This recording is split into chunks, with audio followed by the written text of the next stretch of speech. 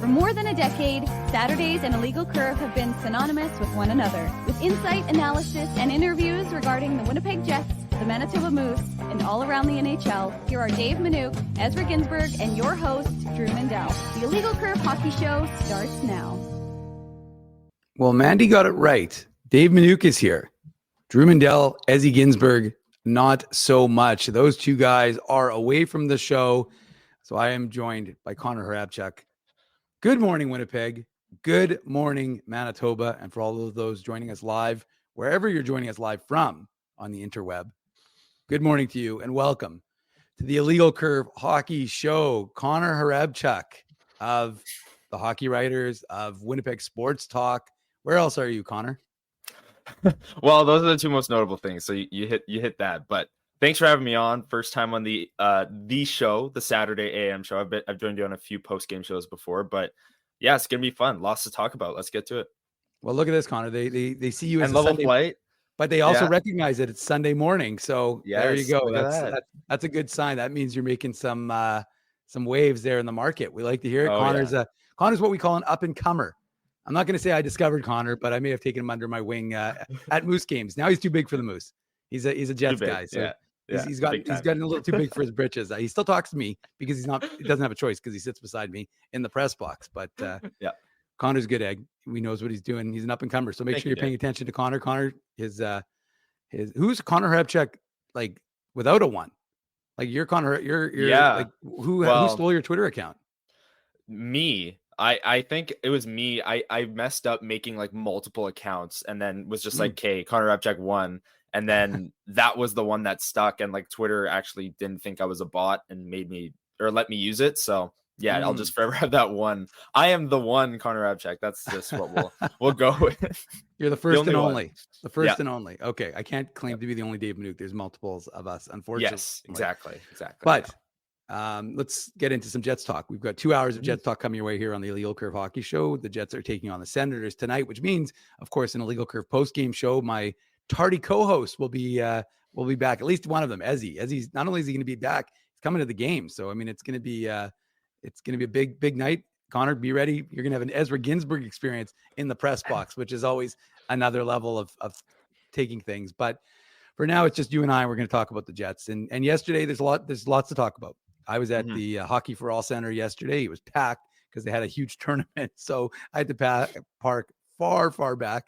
But I was there early and I got a chance to see Gabriel Vilardi on the ice. And he's been on the ice since the Jets returned to Winnipeg. They returned, I think, on Sunday or Monday, but they got on the ice for the first time morning skate on Tuesday when they were getting ready to take on the Oilers. We saw Gabriel Vilardi. We saw him in a regular jersey. So that was a pretty good indication that he was feeling sufficiently fine to not even be in a non-contact with his first skate with that group. And then, of course, the team was off, I believe, on Wednesday, and they skated again on Thursday. He wasn't a player. And Rick Bowness said, well, we'll see how he is at tomorrow's practice, tomorrow being Friday, of course, and then we'll go from there. So he wasn't going to give up too much. But like I said, when line rushes began on Friday morning, or Friday afternoon, I guess, because it was at noon, when they began, Gabriel Vilardi was on a line with Connor and Scheifele. And so you're like, okay, well, that's a pretty good indication that Gabriel Vilardi is back and he's ready to return. And not only do this Jets team desperately need him, they also, the power play desperately needs him. And and again, I know you weren't there yesterday, but the benefit, we saw it immediately because when when PP1 was practicing and Tyler Toffoli moved to PP2 and you had Gabriel Vilardi, they were whipping it around and they were scoring goals. And I know it's just practice, but it was a good sign for the power play. And it's a good sign for the Jets that Gabriel Vilardi is back after, remember folks, his last game was February 29th. And interestingly, Connor, and I'll fill in the folks in case they didn't read it on illegalcurve.com or watch it on our YouTube channel, the interview with Gabriel Vilardi. But one of the things that he said was he was feeling that he wasn't 100% in that second intermission of the game against Dallas on February 29th. He went to Rick Bowness and he said, Rick, I don't have it. I don't have it to give to the team. Not that he didn't want to, but he could tell his body was not where it needed to be in terms of his ability to play the game. And Rick Bowness had said to him, well, come out and be on the bench with the team and try and uplift their spirits or whatever it was. But I just thought it was interesting because we don't generally see that, right, Connor? Like most times when a guy's injured, he He's done for the night, and that's it. But clearly Yeah. there was something there. So, I mean, I just from your takeaway, right? February 29th, March 30th. So it's over a month since we've last seen Gabriel Velarde in the Jets lineup. He will return to the lineup. That was confirmed by him, and that was confirmed by the coach. So what's your biggest takeaway of the Jets getting back clearly a very critical top line winger? Yeah, I do want to say I did watch the Gabriel Velarde interview on the Illegal Curve YouTube, and There we go. I want to say the exchange of him saying that he was in the lineup was pretty funny. Because he's like, what Rick said, but I'm playing. Yeah. Rick was like, oh, he said he's playing? Yeah. But no, he's back. He's much needed. And I feel like over that time, since February 29th till now, they've been molding that lineup. Like Connor and Scheifele have been with Iafallo. They've been with Nemesnikov on that top line, kind of just waiting for Gabriel Velarde to take his spot back on that top line. And then the rest of the lines are the rest of the lines. But it just feels like they've been waiting for him to come back and take that spot on the top line because they like what they see on that line, or what they've seen in the past. And you bring up, and Gabriel Velarde said, well, it's always nice to score, even if it's in practice. I think even the sign of them snapping it around and scoring in practice is good because alternative, they struggle and they don't get any shots on goal in practice. More concerned. Like people say, oh, it's just practice, but like, yeah, it's practice how you play. It's like a very old cliche, but hey, if you're going to score goals in practice, you're probably going to score goals in the game. And I had someone, it was funny. I tweeted out Gabriel Velarde's JFresh hockey card yesterday, and I had someone in the mentions saying that he's a power play specialist. And it made me think, like, if Gabriel Velarde comes back and it's like he's like a neutral fit on that top line for Connor and Scheifele 5-on-5, and he's a power play specialist, and the power play gets going, wouldn't the Jets like be thrilled with that? Like, I don't know. I thought they played a pretty good 5-on-5 game against Vegas, and they went 0-for-5 on the power play. So if Velarde came back and they played the exact same way, but went 2-for-5, they win that game. Like, if you told me right now that over the last 9 games of the regular season, Gabriel Velarde is just going to be a power play specialist, I think the Jets would take that. I think they would. Well, and it's interesting because Rick Bowness talked about that and in his availability, and it's funny because Kelly Moore qualified. He said, "Rick, I just want you to know we do already have some information." So Rick kind of was amused about that, and we don't know if Laurent Brossoit will be the starter. The presumption is he will be the starter. The morning skate gets underway. It's probably going to be an optional because it was heavily attended. The only guy missing yesterday was Josh Morrissey. I asked Rick Bowness about that in our availability, and I said, he played 30 minutes, so I presume it's just that. And he said, yeah, it's just a maintenance day for him. Yeah. When, it was his 29th birthday and they played him over 29 minutes. So he got a well-deserved day off the next day. But, and he was phenomenal in that hockey game. I mean, he was absolutely stellar, to say the least. But yeah, to me, one of the things that Rick Bowness talked about was the idea of how Gabriel Velarde's usage. So yes, he'll be up on that top line with Mark Scheifele and Kyle Connor. But the impression I was given, and it's funny because coaches often say something and then it gets completely thrown out the window, because if I recall correctly, Gabriel, I don't want to say that I'm having deja vu, but now I am, because I'm pretty sure when Gabriel Velarde came back after his injury that he suffered in game 3 of the season, Rick Bowness said he was going to ease him back into the lineup. Did he not? Yes. And so he did. And yesterday, he said the exact same thing. He said, well, he might not be playing those same minutes. And so we'll see. We'll see if they just heavily use him on the power play where there's an advantage where you can kind of do that. Because, by Gabriel Velarde's own admission, he didn't do anything for about 2 weeks. He said he just kind of was, dealing with the process. And he said the spleen is back to normal, but he doesn't know how he got it. It wasn't mono. He was asked that. Yeah. He just said he said he may never know what was the cause of that issue, but ultimately he didn't. And he said he's been on for at least the last week, really working well and really getting, kind of into the groove. But ultimately, it's just, I saw the comment about the Allen Iverson practice. We're talking about practice. So yes, obviously, and Gabriel Velarde too was similarly skeptical, as you saw in his chat about, well, it's just practice and you can't replicate a game. And look, the Senators are hot right now, 4 straight wins. They beat the Oilers, they beat the Devils. They also beat the Hawks and the Sabres. But the fact is that, they've been playing better of late. We'll talk to Alex Adams at 10:30 about that. He covers the Senators for the Hockey News. So we'll get into the Sens a little bit later. But like I said, Connor, this to me is, again, we're not going to belabor the point too much, but what has been missing from this team? And it's weird because the biggest strength of this team when Kyle Connor was gone was the depth, and the depth stepping up and the depth scoring. But we know that scoring becomes more difficult as the season goes along, and you've got 9 games left. But getting Gabriel Velarde, I think, is going to be a huge boost for this team, both on and off the ice.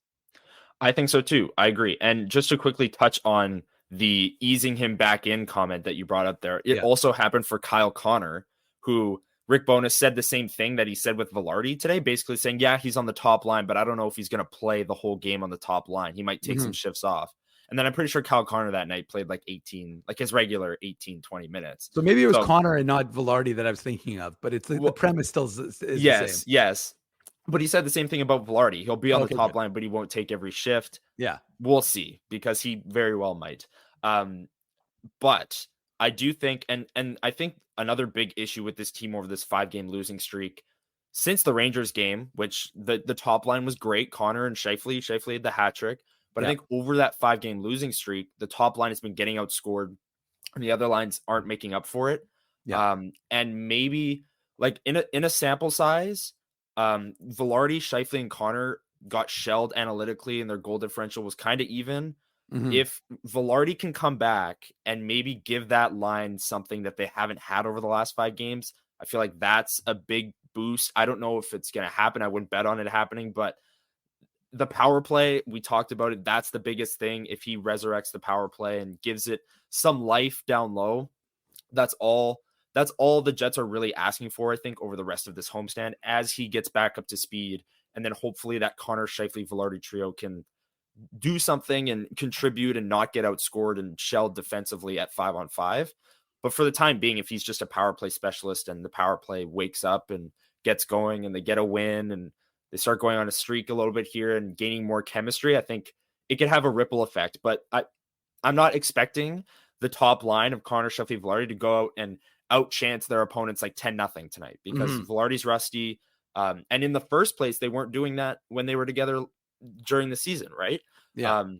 But at the same time, I think that the top line is a higher chance of outchancing their opponents with Velarde up there than an Iafallo or a Namestnikov. That's kind of what gives me hope for the top line to kind of change course here from these last 5 games. But for the rest of the homestand, let's say, I'm really just looking at the power play for Gabe Velarde, because he'll be rusty. He'll be getting back up to speed, but the power play, he can just stand there side of the net. And he doesn't need to move too much. Well, you know, and we've spent the first 15 minutes of the show talking about Gabriel Velarde, and yeah, it's not a bad thing. I mean, there's a reason why he was a big piece. He was the biggest piece of that Pierre-Luc Dubois trade. So there's a reason why that, you know, folks top line player.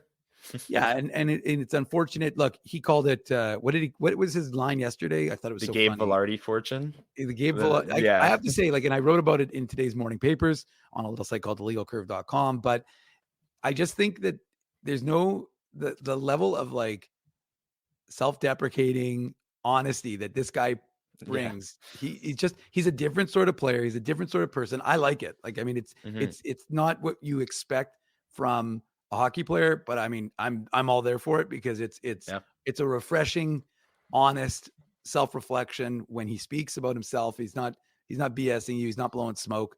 He's not dropping cliches like we are. So I mean, he's doing a good. He's a worthwhile interview. Let's put it that way. So yeah, but moving away from Velarde in that top line, because we agree that the top line has to play better. They have to play defensively 100%. Better. And it's not just the top line. I mean, that to me is kind of the overarching theme, is that return to what was successful, right? Like, it's such an interesting concept.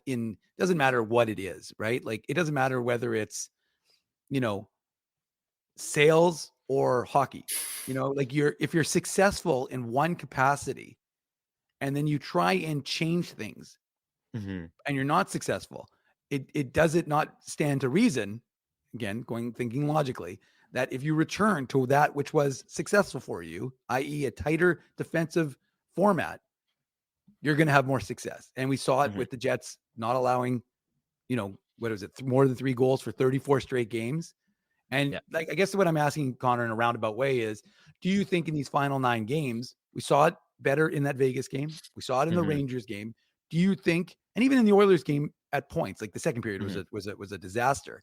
But Yeah. do you think that we're seeing a slow sort of reversion to that sort of defensive structure that brought this team success? And also the other thing I would point out quickly, and just it's more of a thought than really with respect to that question, but it is interesting that this is going to be the first game that the entire lineup is back together. Like, I don't expect Cole Right. Perfetti to be in the lineup, but it will be the first game where you have all the new additions and Velarde and Scheifele and Connor. So this is not a frequent occurrence No. that we get to Yeah. see everybody together. Yeah, but the defensive structure, I mean, I'm not expecting them to go the last 9 games allowing 3 goals or less. Like, I don't think they're going to pick right up where they left off over a month ago now, 2 months ago, Mhm. maybe. Mhm. But I do think, and you mentioned that Vegas game, I do think that was like a tangible result where you can point to that and say, okay, we actually played pretty well defensively. Yeah. Obviously, they don't come away with the win. I pin it completely on the power play for why Yeah. they didn't come away with the win. Not their defensive structure and not like Connor Hellebuyck. I thought the defensive side of their team and even their forwards kind of back checking, making sure that there was support coming back when the defenseman would pinch, because Morrissey played 30 minutes. He was pinching a lot. Yeah. I think they did that well. And I do think that was a step in the right direction. Even the Oilers game, like you said, in the first and third period, I would say that was a step in the right direction. The penalty kill maybe doesn't fall under that category. I still think that there's work to be done there. So we can just group special teams under the same umbrella and just of course, push it in the corner. But 5-on-5 defensively, I do think that Vegas game was a step in the right direction. Can you follow it up? Like tonight against Ottawa is a game you have to win. You've lost 5 straight. But can you follow it up Monday against LA, another playoff opponent? And they have this 4-game road trip coming up against 4 Central Division opponents: Nashville, Dallas, Colorado, Minnesota. Can you do it then? And then they play Vancouver to end the year. Like, there's games here where they're going to be able to prove themselves and prove their defensive structure can go back to what it was. Like I said, I'm not expecting them to go the last 9 games here allowing 3 goals or less, but I do think that their defensive structure will improve from what we've seen over this last 2-month stretch, ever since the streak was broken, where they've been basically a 500 hockey club. And it's for the reason you mentioned. Like, this is a fully healthy lineup. It's the first time it's been fully healthy in a long time. And I think once they start gelling, maybe tonight's game against Ottawa is a great start to have everyone back in. And then that road trip is going to really be, in my opinion, like the biggest road trip, like seeing where this team is at going into the playoffs. That's going to be the road trip. You go into Dallas, you go into Colorado, show us what you've got. And I think if they can shut those teams down defensively, not completely, because you can't hold Nathan MacKinnon down for too long, but if you can win that game, allow only 2 goals, prove that you're a defensive juggernaut heading into the playoffs, then that's all that really matters. But to answer your question, I'm not really expecting them to go the last 9 games here completely shutting everyone down, but I do think that they'll be better than what they've been over the last 2 months. Yeah, and look, every single player has said, and the coaching staff as well has said, that, well, not only do they know that that's what the winning formula is, but they've all acknowledged that it's not an easy way to play hockey. It's just not. And so but it's winning. And would you rather win games that sometimes aren't the most fun to play, or would you rather lose games but you have more fun? Well, I think we know the answer, and we know what it's going to take to. I'll ask that in the post game to Rick Bowness or to the players, and you can. I will be on the show, but I'll be eagerly waiting your questions tonight. And speaking of Rick Bowness, I just saw in the group chat here, so we're advised that it's just Scratches taking the optional morning skate this morning. Yeah. So I guess that would give us an indication as to what the lineup is going to look like. The pregame report on a little site called illegalcurve.com. Connor knows it. He reads it every single day. I've been reliably informed by his ISP that I keep monitored. But the expectation, just to be clear, is that like I said, just to be clear and let everybody know, the first line, as we talked about, will be Connor, Scheifele, Velarde, Toffoli, Monahan, Ehlers is your second line. Third line, no surprise, Niederreiter, Lowry, Appleton. And your fourth line, Barron, Nemesnikov, and Iafallo. Good to see. I guess I should have mentioned that Vlad Nemesnikov, after taking that hit from Nick Hague, a hit that Mark Scheifele was still somewhat confused about the next day as to why he got the instigator, since they both dropped the gloves at the same time. Why? And one thing we were talking about before we did our media was the fact that, like, why did he get a fighting major? That was really not a fight. by any stretch. It was more grappling than anything. Personally, I thought the 5 minute, and again, we don't need to focus too much on that, but I can understand it because it looks like it's a 5 minute major, deserves to be. I really thought if they were going to be smart, they would have done a 5 minutes for Haig, 2 minutes for Scheifele. So you have 3 minutes of a major there for the Jets versus the way they kind of did it, because really all you ended up doing is you kick Scheifele out of the game, essentially. You lose Vlad Nemestikov because he has to go to the room. So the Jets actually end up losing, and Vegas loses Nick Hague. So it really did kind of change the momentum. And Mark Scheifele was, he treaded lightly, Connor. He didn't want to get too deep into that. He didn't want to get into too much trouble. But, like I said, it is a good sign that you've got this full contingent. And again, the expectation on defense. So we'll get into the Cole Perfetti. I think we'll probably talk about Cole Perfetti at the 10 o'clock hour. We're having Mike McIntyre with the Winnipeg Free Press on in about 8 minutes time here on the Illegal Curve Hockey Show. So we won't necessarily talk about Cole Perfetti's sitting just yet. The expectation is that it will be Laurent Brossoit. Again, we'll know that around 9:30 when Rick Bowness is speaking to the media from the Matt Frost Media Center. But the expectation is it'll be Morrissey DeMello, Dylan and Pionk, and I think Stanley and Schmidt.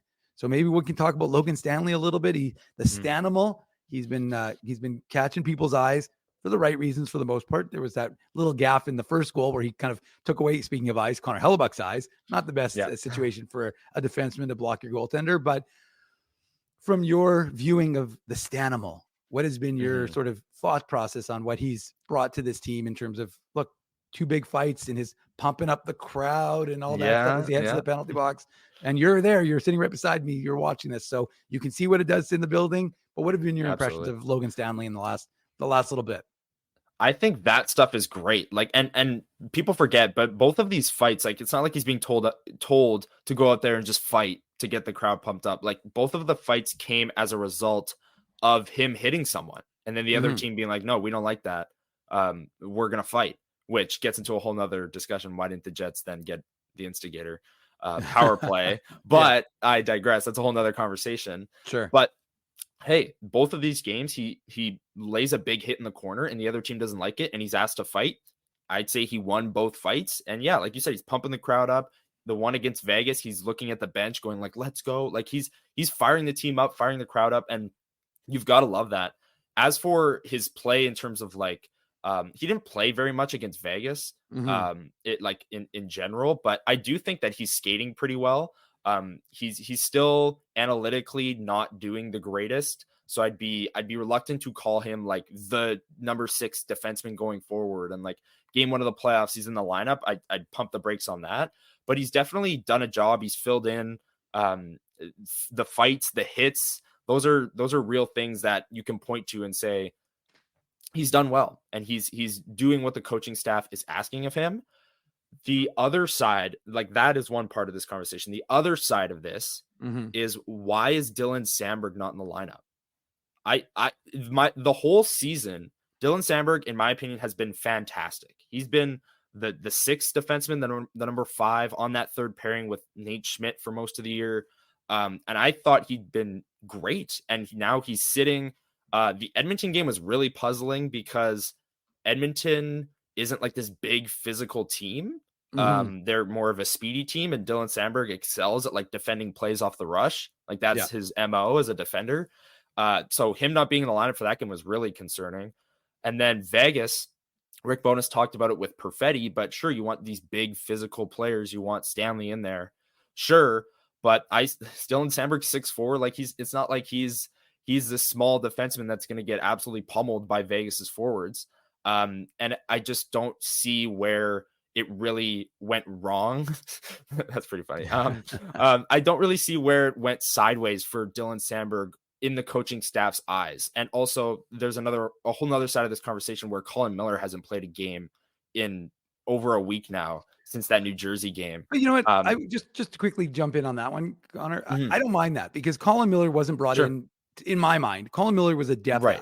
He was literally just like the kind of the Jordy Ben, if you will, a little bit better than Jordy Ben when he was brought in. But I just think he wasn't there necessarily to replace. I know he got some opportunities. He had some PP2 time, but I just think he was he's a depth addition, so you don't have to go to the farm. So you have a guy who's, made it all the way to the Stanley Cup Finals. Again, like I don't mean to interject too significantly on your point. I just wanted to say, like, Totally. I do understand why, like Schmidt and I just highlighted the comment from Partisan Paul. I hope he's a partisan on this side of the equation, but he said that Samberg and Schmidt have been a good pairing, and analytically They have been. So, I mean, you do wonder what the team will go with. And look, Rick Bowness, old school coach. So it's not a surprise. He likes the physicality, likes the size that Logan Stanley brings. But I guess for a guy who's been pilloried as much as Logan Stanley, it's probably got to be some validation to know that, like his play. Again, he's not Josh Morrissey, right? Like Josh Morrissey played 29 minutes. Logan Stanley played 10 minutes last game? I don't think it was in 10. I think it was sub 10. But point is that, for a guy who's received as many slings and arrows as he has, he's at least offset it a little bit with his play of late. And yeah, that was the first part of my point. Like, I do think he's playing well and he's done a job. He's filled in, but it's like against Edmonton and against Vegas, I feel like those are measuring stick games, whatever you want to call it, where you're playing against playoff opponents in your own barn, and Logan Stanley plays both games over Dylan Samberg. Like, where does that leave us in terms of round one, game one of the playoffs? Is Logan Stanley now in? Do they trust him more than Dylan Samberg? I don't think that would be the right decision, because like I said, Dylan Samberg's been fantastic this season, and the pairing with Nate Schmidt, analytically, real goals, whatever you want to look at, they've been great as well. So I don't like the decision to scratch Dylan Samberg over the last two games. Obviously, we don't have official confirmation for tonight's game, so I won't say that part of it. But for the last two games, I didn't like it. And we'll see what happens tonight. But I'm concerned about where this leaves the pecking order on the back end in terms of, is Stanley in the lineup over Samberg in these playoff type games in round one, game one of the playoffs? It's something to watch for going forward for sure. And perhaps opponent plays a role in that as well. We'll find out more in a few weeks' time. But for now, we're going to head to break. And when we come back, Mike McIntyre of the Winnipeg Free Press will join us here on the Illegal Curve Hockey Show. This is Connor Repchuk. I'm Dave Minuk, and we will be right back after these words from our sponsors. Welcome back to a special edition of the Illegal Curve Hockey Show. Only special because we're joined by Connor Repchuk of Winnipeg Sports Talk. Although Gary Lawless had some beef with you in your Winnipeg Sports Talk hoodie. We'll talk about that another time, because we want to welcome to the show. We don't want to keep him waiting. I mean, he's a VIP guest right now. Mike McIntyre of the Winnipeg Free Press. He is at home, ready to do this show. Hey, Mike, how are you? I'm doing well, fellas. Good morning to you. Well, it's good to have you. I mean, we were sitting together in the Matt Frost Media Center, this trio, a couple days ago when I got the call from Ez that, he was going to be unavailable. So I asked Connor and I said, well, we could just pre-tape because we're all here. We may as well get it going. But we didn't pre-tape because we knew that there could be some news, Mike. And there was some pretty big news on Friday. There was, yeah. We were kind of anticipating that Gabe Vilardi could be ready to go. Obviously, a lot was going to hinge on how yesterday's practice went. And by all accounts, he got through that just fine. And he's missed basically the entire month of March, right? It was February 29th, the third period against Dallas, when he exited that game. And the Jets, we know, just had an extremely busy month of March with 16 games. He's missed the first 15, and now he will be back tonight. Correct me if my math is wrong. I believe the Jets are 7-7-1 now through the month of March. Not great, not terrible. I think, you could say treading water, right? 500 hockey. But considering, what the month brought and the fact they didn't have Gabe Vilardi, who was certainly going pretty well before he went down with that injury. The power play was clicking. He seemed to really have found a home, in that net front spot. To go 7-7-1, they've had a lot of travel. A majority of those 15 games have been on the road. There were a couple, there was a trip out west, a couple trips out east. So, I guess tonight breaks the tie, right? Either they go 8-7-1 or 7-8-1, or maybe 7-7-2. Maybe the tie. Don't leave that out. Yeah. Yeah. So, I think there's a kind of sky is falling mentality, because look, the Jets haven't won in 5 games, and Mhm. it's a results oriented business, and the results haven't been there lately. But I think there's a lot of reason for optimism around the Jets. Obviously, Gabe Vilardi coming back is a big one, and they've got 9 games now to get him back up to speed. And I think it's important that he gets this much runway, as opposed to, say, returning with 2 or 3 games left in the season. It's not so much what Gabe Vilardi can do over these next couple of weeks. It's what he and this entire lineup can do when the playoffs begin, which, by the way, is 3 weeks from today. I saw they moved the date up. They were going to be starting, I think, on the 22nd. Now they're saying they're starting on Saturday the 20th. So we don't have to wait too much longer for the stage to get even bigger. And you could make an argument, guys, that the lineup the Jets will roll out tonight, Mhm. not only is it the deepest of this season, because they've never had, Tyler Toffoli has never been in the lineup at the same time as Gabe Vilardi. Like they Mhm. don't. This is the deepest lineup of the year. You could make an argument this is the deepest lineup they've really ever rolled out in 2.0. And you brought up Gabriel Velarde and the power play, and I don't know if it's officially like for their last 21 or 22. It's somewhere in the 20s there, but I think that's what everyone's really looking for, is his ability to play at the side of the net there and have an impact on the power play. What are you looking for in this game tonight against Ottawa as a starter for Gabe Velarde's impact on the power play? And do you think he can kind of bring it back from the dead and give it some life here? It's a good way to put it, because it has been it's been comatose at the very least these last few games. They're getting their chances. They've had 5 power plays in the first 2 games on this homestand. Games, guys, that were very winnable, that were up for grabs, and they've gone over 10. And they got the point obviously against the Oilers. They lost the tough one against Vegas. You could make an argument that even if they get 1 power play goal in each of the last 2 games, they're 2-0 probably. They're on a 2-game win Mhm. streak, as opposed to a 5-game winless streak.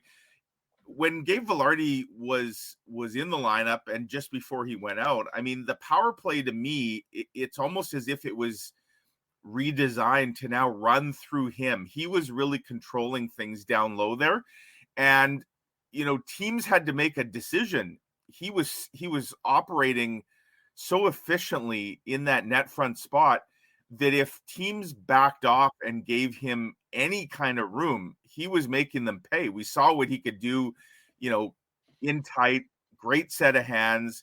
He'd take that puck right to the net. And if he didn't score, he was causing chaos that was quickly leading to a goal, or at the very least, some great chances.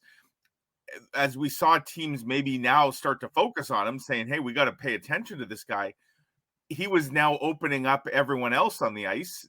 Jets have an extra player out there, so they can't cover everyone. And that was making the likes of Scheifele and Connor and Monahan and Morrissey more dangerous. So we just haven't seen that really, at least consistently, since he's been out. They've obviously tried different combinations.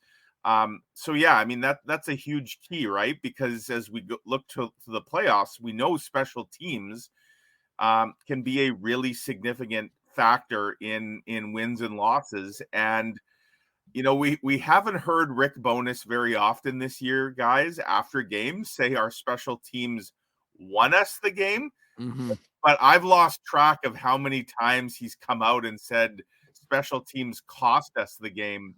That's been a story for sure for a long time with the Jets, and certainly having Dave Vilardi back. Now Tyler Toffoli will go to that second unit. We'll see what that potentially can look like. I just think it makes the Jets a lot more dangerous.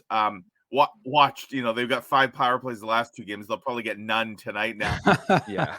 That's sometimes the way hockey works. But yeah, it'll be really interesting to watch. And, the other storyline, of course, is I think what this just does to the whole lineup. No offense to Alex Iafallo.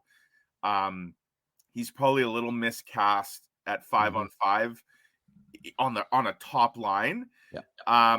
And so now, like this, you look at the fourth line, what they're going to roll out tonight with Iafallo and Nemestikov and Barron. Like Iafallo and Nemestikov have both had stints, significant stints, playing basically on the top line. Now they're fourth liners.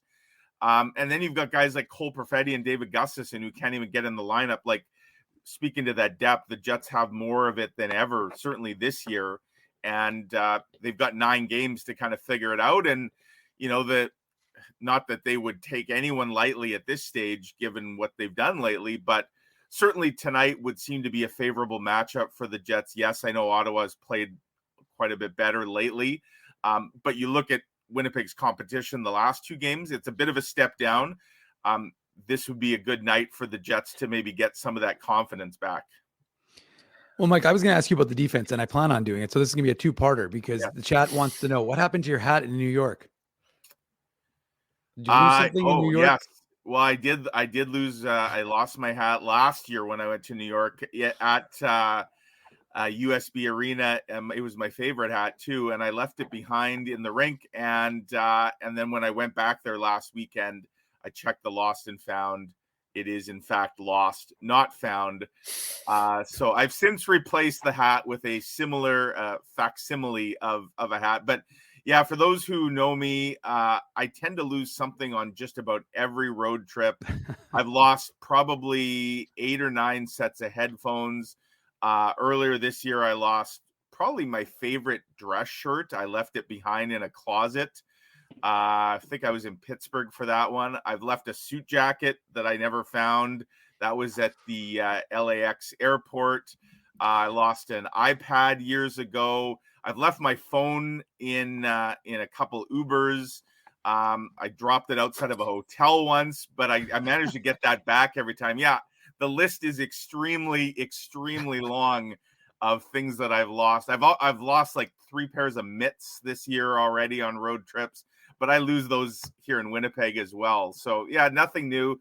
And honestly, the biggest factor now is I'm traveling alone, right? It used to be there's a few of us on the road, and when my now teammate Ken Wiebe, when he was like at Sportsnet and he'd be on the road, Ken was probably the best. He would always remind me, do you have this? Do you have that? Or he'd say, he'd be the one to find something that I'd leave behind. So I don't have that check and balance with me anymore, which has caused more issues. Well, you have the dump and chase, but you don't have a check and balance. So there's a little give and take there. There is. So let's move on to the defense, because it seems like as of lately that Logan Stanley has supplanted Dylan Samberg in this lineup. And you know, Connor and I talked about it in the first half an hour of this program. So what's your takeaway from this? Is this Rick Bowness kind of showing his old school tendency of getting Dylan Samberg isn't exactly small, but getting a bigger, heavier guy in the lineup for games against the Oilers and Golden Knights? Is this him signaling what he may do for the playoffs? I know you can't answer those questions specifically because you're not Rick Bowness, but just from your sort of viewing of this, Mike, how are you seeing this sort of casting of Dylan Samberg kind of as an extra for a guy that we saw as a consistent member of this team, and Logan Stanley kind of getting that opportunity now? Yeah, I mean, first off, Logan Stanley, to his credit, he's done everything you probably could have asked of him when he's gotten in the lineup. And even going back to earlier this season, like I thought when he'd get in, it's not that he was showing so poorly that you were like, oh, they got to get this guy out right away. What are they doing? Like he has been good in short bursts this year. And certainly these last couple games, no doubt, Rick Bowness likes the physicality. And it's not just the 2 fights, Dave. Like he has been noticeably more physical in terms of taking the body. For a guy his size, you know, everybody just assumes that, oh, he'd be this big physical monster out there. Well, he doesn't always play that way. He really doesn't. But we've seen that a little more for sure. And no doubt an old school coach like Rick Bowness has enjoyed that. So I get keeping him in the lineup. I mean, at this point, it'll be interesting to see, you know, who the Jets' first round opponent is, because there certainly is a chance, at least in my eyes, that he's in the starting lineup for the playoffs, depending on the opponent. If the Jets, for example, are playing Dallas, you know, we know Dallas is a very physical team. I could see him potentially playing the Stars, or if they somehow were to meet Nashville, that would require winning the division at this point. I don't think that's happening anymore. But I suppose they could go on a real heater here in these last 9, and maybe the 2 teams ahead of them struggle a little bit. So yeah, there's a few teams that I can think of. I mean, obviously, if they were to play Vegas, another big, heavy team. I think, if they're playing Colorado, if they were playing Vancouver, I don't know that Logan Stanley is necessarily needed for the same reasons. So I'm not surprised that he's performed well and has earned another look. What I am surprised by, though, is that it's coming at the expense of Dylan Sandberg. Sure, Nate Schmidt has been consistent when he's got in. The guy to me that, I said this a bit ago too, that I think could use a little bit of a reset, maybe a game off here or there, is Neil Pionk. And, we've seen the same basically 2 guys, Sandberg and Schmidt rotating with Stanley and Miller. And part of me thought the whole idea here was to try and just maybe get everybody a little bit of a breather. And yeah, when the games are still meaningful, you're not going to sit Josh Morrissey or Dylan DeMello or even probably Brendan Dillon. But I thought Neil Pionk's really struggled lately. He's had some erratic games, and he's a guy that maybe would benefit by getting worked into that rotation a little bit. But we haven't seen that. And so, now it's Dylan Sandberg who is sitting for a bit of an extended period, which to me, that's surprising, because I think Sandberg, he's been so effective in the role that he's had this year. There's analytics to back that up as well. And I'm sure he's wondering a little bit what he's done to take himself out of the lineup. One thing, though, you can say about this Jets blue line this year, it's remarkable how healthy they've been, really. Like, they've had injuries. They've had quite a few injuries, but they've all been to the forwards. Not a single defenseman, unless I'm forgetting something, nobody's got hurt this year, save for Ville in the preseason. And so, you look at the guys on the roster. I was having a chat last night with someone about Kyle Capobianco, who's saying to me, how come he's leading the AHL in defenseman scoring?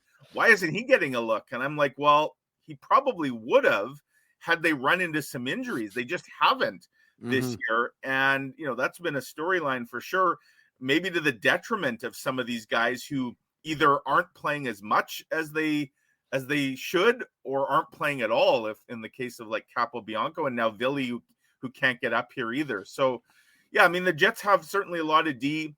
If they go on the lengthy playoff run that they hope they can, they're going to need all these guys, because something tells me that they're going to run into injuries, or they're going to want different looks. And so it'll be interesting to see during these last 9 games just how they utilize the blue liners. Like, I don't expect Dylan Sandberg is going to sit for the rest of the games. I think we'll continue to see a bit of a rotation, and with the idea of trying to keep everyone sharp.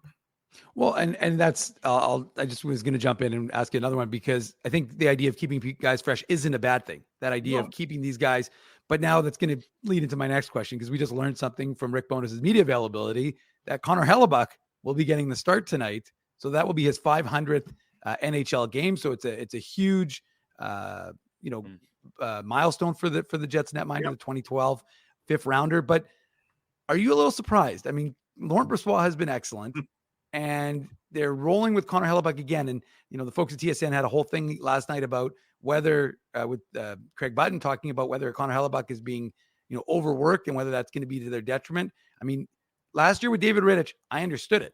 Rittich wasn't reliable as a backup goaltender. Right. So you had to kind of run with Hellebuyck right down that kind of last stretch, because you want to get into the playoffs. This year, you're not in that same predicament. So are you a little surprised with this news today that it'll be Connor Hellebuyck and not Laurent Brossoit getting the post? I am, although I must say I knew the news yesterday, because Ken Wiebe in the Winnipeg Free Press in today's print edition reported that Connor Hellebuyck, he had the inside intel yesterday out of practice. That being said, this is the Jets' 5th game in 8 days, and Connor Hellebuyck has started all of them. Now, he wasn't supposed to start last Sunday. Of course, he got the hook on Saturday. Right. So he only played half that game. So this will be his, 4.5 game in the last 8. But I never would have predicted, if we were to go back to a week ago, last Saturday morning, on, if we were talking on the Illegal Curve Hockey Show, and we said, okay, the Jets have 5 games over the next 8. How many? I would have said Laurent Brossoit starting 2 of those 5. But he started 0 of them. Now, he did get the 1 appearance in. So, yeah, I was a bit surprised when I heard it. Now, game 500, Hockey Night in Canada, Jets trying to break a 5-game streak. And as I mentioned earlier, the deepest lineup of the year with Gabe Vilardi's return. I suppose I could buy the idea that all of those factors, big stage of Hockey Night in Canada, a Saturday night, and you want your number 1 goalie to go with your number 1 lineup. Okay. But yeah, it's a bit surprising for sure. I do wonder what this means for the next couple home games. I mean, does Connor Hellebuyck now? I would have originally said, yeah, he for sure starts on Monday against LA. Maybe Laurent Brossoit starts that game now. In my eyes, I had figured Brossoit would have started tonight and probably also against Calgary next Thursday. Now, I guess he probably just starts one of those 2 games still on the homestand, and I don't know which one it'll be. For those, on the Jennings watch, I believe the Jets and the Panthers are still in a dead heat, right? Because Panthers are up by a goal. Jets gave up 4 the other day, and the empty netters do count. They don't count against the goalies. They count against the team, though. Mm-hmm. So I believe the Panthers have a 1-goal lead with 9 games left. But Laurent Brossoit's stuck at 20. And after tonight, there's only 8 games left. Mm-hmm. Is there a scenario that he's getting in 5 of the final 8? I mean, unless they do something a little to game the system by maybe putting him in for like a minute or something, mm-hmm. I just don't see it happening. But I don't know that they're focused. They're that focused on that record. They're focused obviously on how the team's playing as a whole. And you mentioned that they have their number 1 lineup tonight. They're the deepest they've been in a long time. Yeah. Kind of the guy that's now on the outside looking in is Cole Perfetti, who's been in and out of the lineup. He was in the last 3 games. But now with Gabe Vilardi coming back, you mentioned the 4th line, Barron, Nemesnikov, Iafallo. Perfetti's on the outside looking in. Rick Bowness told us in the Matt Frost Media Center that it's a tough situation for him. They're trying to stay honest with him. Where are you at with Cole Perfetti, and where do you think his season goes from here? If the team stays healthy, is he a guy that's game 1 of the playoffs on the outside looking in? Maybe it's more against a physical team he wouldn't be in there. Where are you at with Cole Perfetti, and where do you think the team's at with Cole Perfetti? By the way, just to finish the thought on Brossoit and Hellebuyck, sure. I see Rick Bowness has just said, because he's speaking while we're doing this, that Laurent Brossoit has a couple of planned starts in Winnipeg's final 8 games after tonight. So I take that to mean 2. And so unless there's 3 relief appearances in there, he's going to ultimately fall short, which would mean if he plays 22, that means Connor Hellebuyck would start 60 out of the 82. That certainly is a heavy workload. And as you said, Dave, it's one thing if they don't have a reliable backup. They arguably have the best backup in the league. So I am a bit surprised. I suppose that plan could always be subject to change. Again, if the Jets get locked into a playoff spot, let's just say with 4 games left, they really can't do anything but finish 3rd. If they have enough buffer with Nashville, but they're also too far behind Colorado and Dallas, maybe they change it up. If that's the case, we'll obviously wait and see what that looks like. For your question, Connor, on Cole Perfetti, yeah, I mean, I think he's just a victim of a numbers game right now. And certainly, I think we've seen his play pick up a little bit here in the games that he has got in. Like I looked to that game against Washington a couple of weeks ago where he was on the verge of a breakout game, right? He hit 2 posts. He looked really dangerous. Then he struggled against Nashville. He was out the next game against Anaheim, I believe it was. And then, of course, was sitting to start the road trip. But then he does get back in. He scores that goal, which was a pretty meaningless goal in the grand scheme of the game, but certainly gave him, I think, a shot of confidence that he needed. But yeah, I mean, guys are healthy. They've made trade deadline ads, and there's a lot of teams that would look at his stat line. Okay, 32 points, 66 games for a 22-year-old, 15 goals. Like, that's pretty deep when that can't get in the lineup. I had a good chat with Cole last week on the road. I think when we were in Long Island, the practice before the Islanders game, and before he was going to get back in that game, and then he scored that next day. He's got a really good head on his shoulders. He told me that he still very much sees the big picture. He knows the situation right now. He knows he's a big part of this future core. He may not be a part of it right now. He's still obviously trying to find his way. And I do think there's something to the fact that, you look back at his games played, he has never played this much hockey in a season, even going back to junior. 2018-19, 63 games with Saginaw, 2019-20, 61. Then in 2020-21, he played 32 games with the Moose, 35 games in 21-22 split between the Jets and the Moose, 51 last year. He's up to 66. And for a young player, I think he probably hit the wall a little bit. So, yeah, I mean, unless they run into some injuries, there's a good chance we don't see him, certainly not to start in the playoffs. But maybe this reset and, he's going to be a hungry player if and when he gets another chance.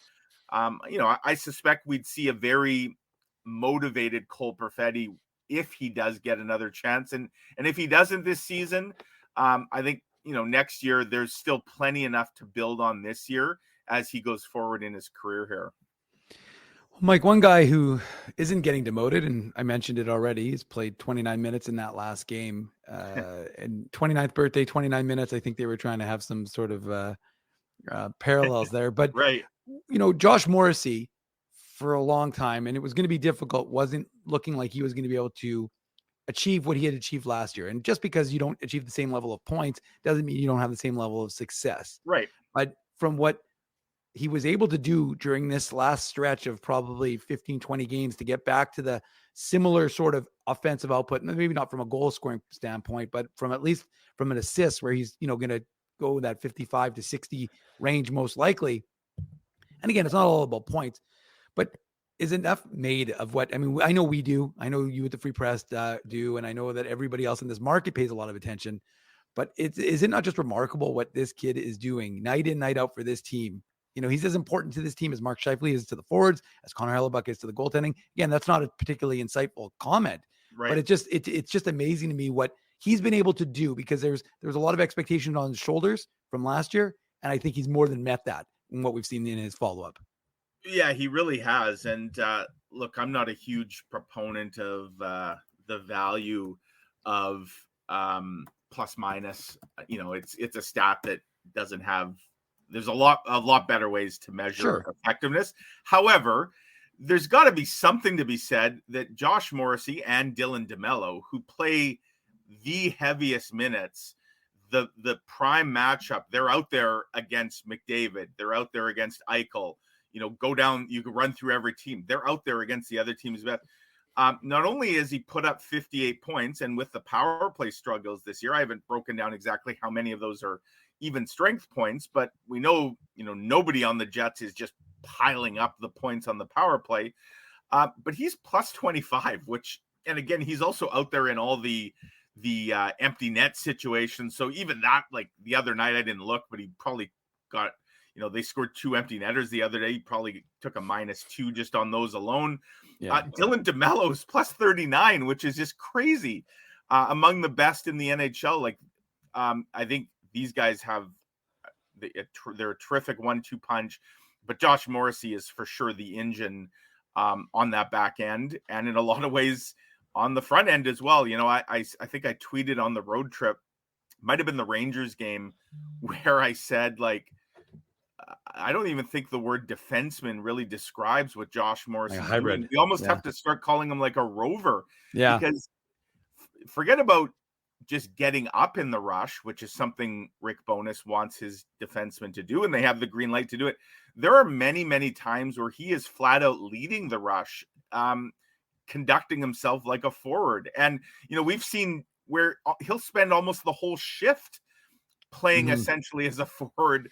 There was a game recently where I think David Gustafson basically played defense for the whole shift because he was covering for Josh Morrissey. So he's a lot of fun to watch. I mean, an extremely different player, but in some ways, and it's fitting because he was a bit of a mentor for him. It's who he was paired with at first. There's some Dustin Byfuglien suddenly in Josh Morrissey's game. And he seems to enjoy the challenge when his team is down of trying to pick them up. And he's been everything you could have asked for sure. He's not going to get probably he won't get to his point total of 76 last year. Not unless I guess he could get 18 over the next 9, 2 points a game he'd need to average, but 58 points still. He's hit the 50 assist mark again. And, for everything he does, it's been a real treat to watch. And the Jets are going to need a lot more of that starting in the playoffs from him. Well, it's been a real treat to have you on the show today, Mike. We always appreciate your time and your insights here whenever you join us on the Illegal Curve Hockey Show.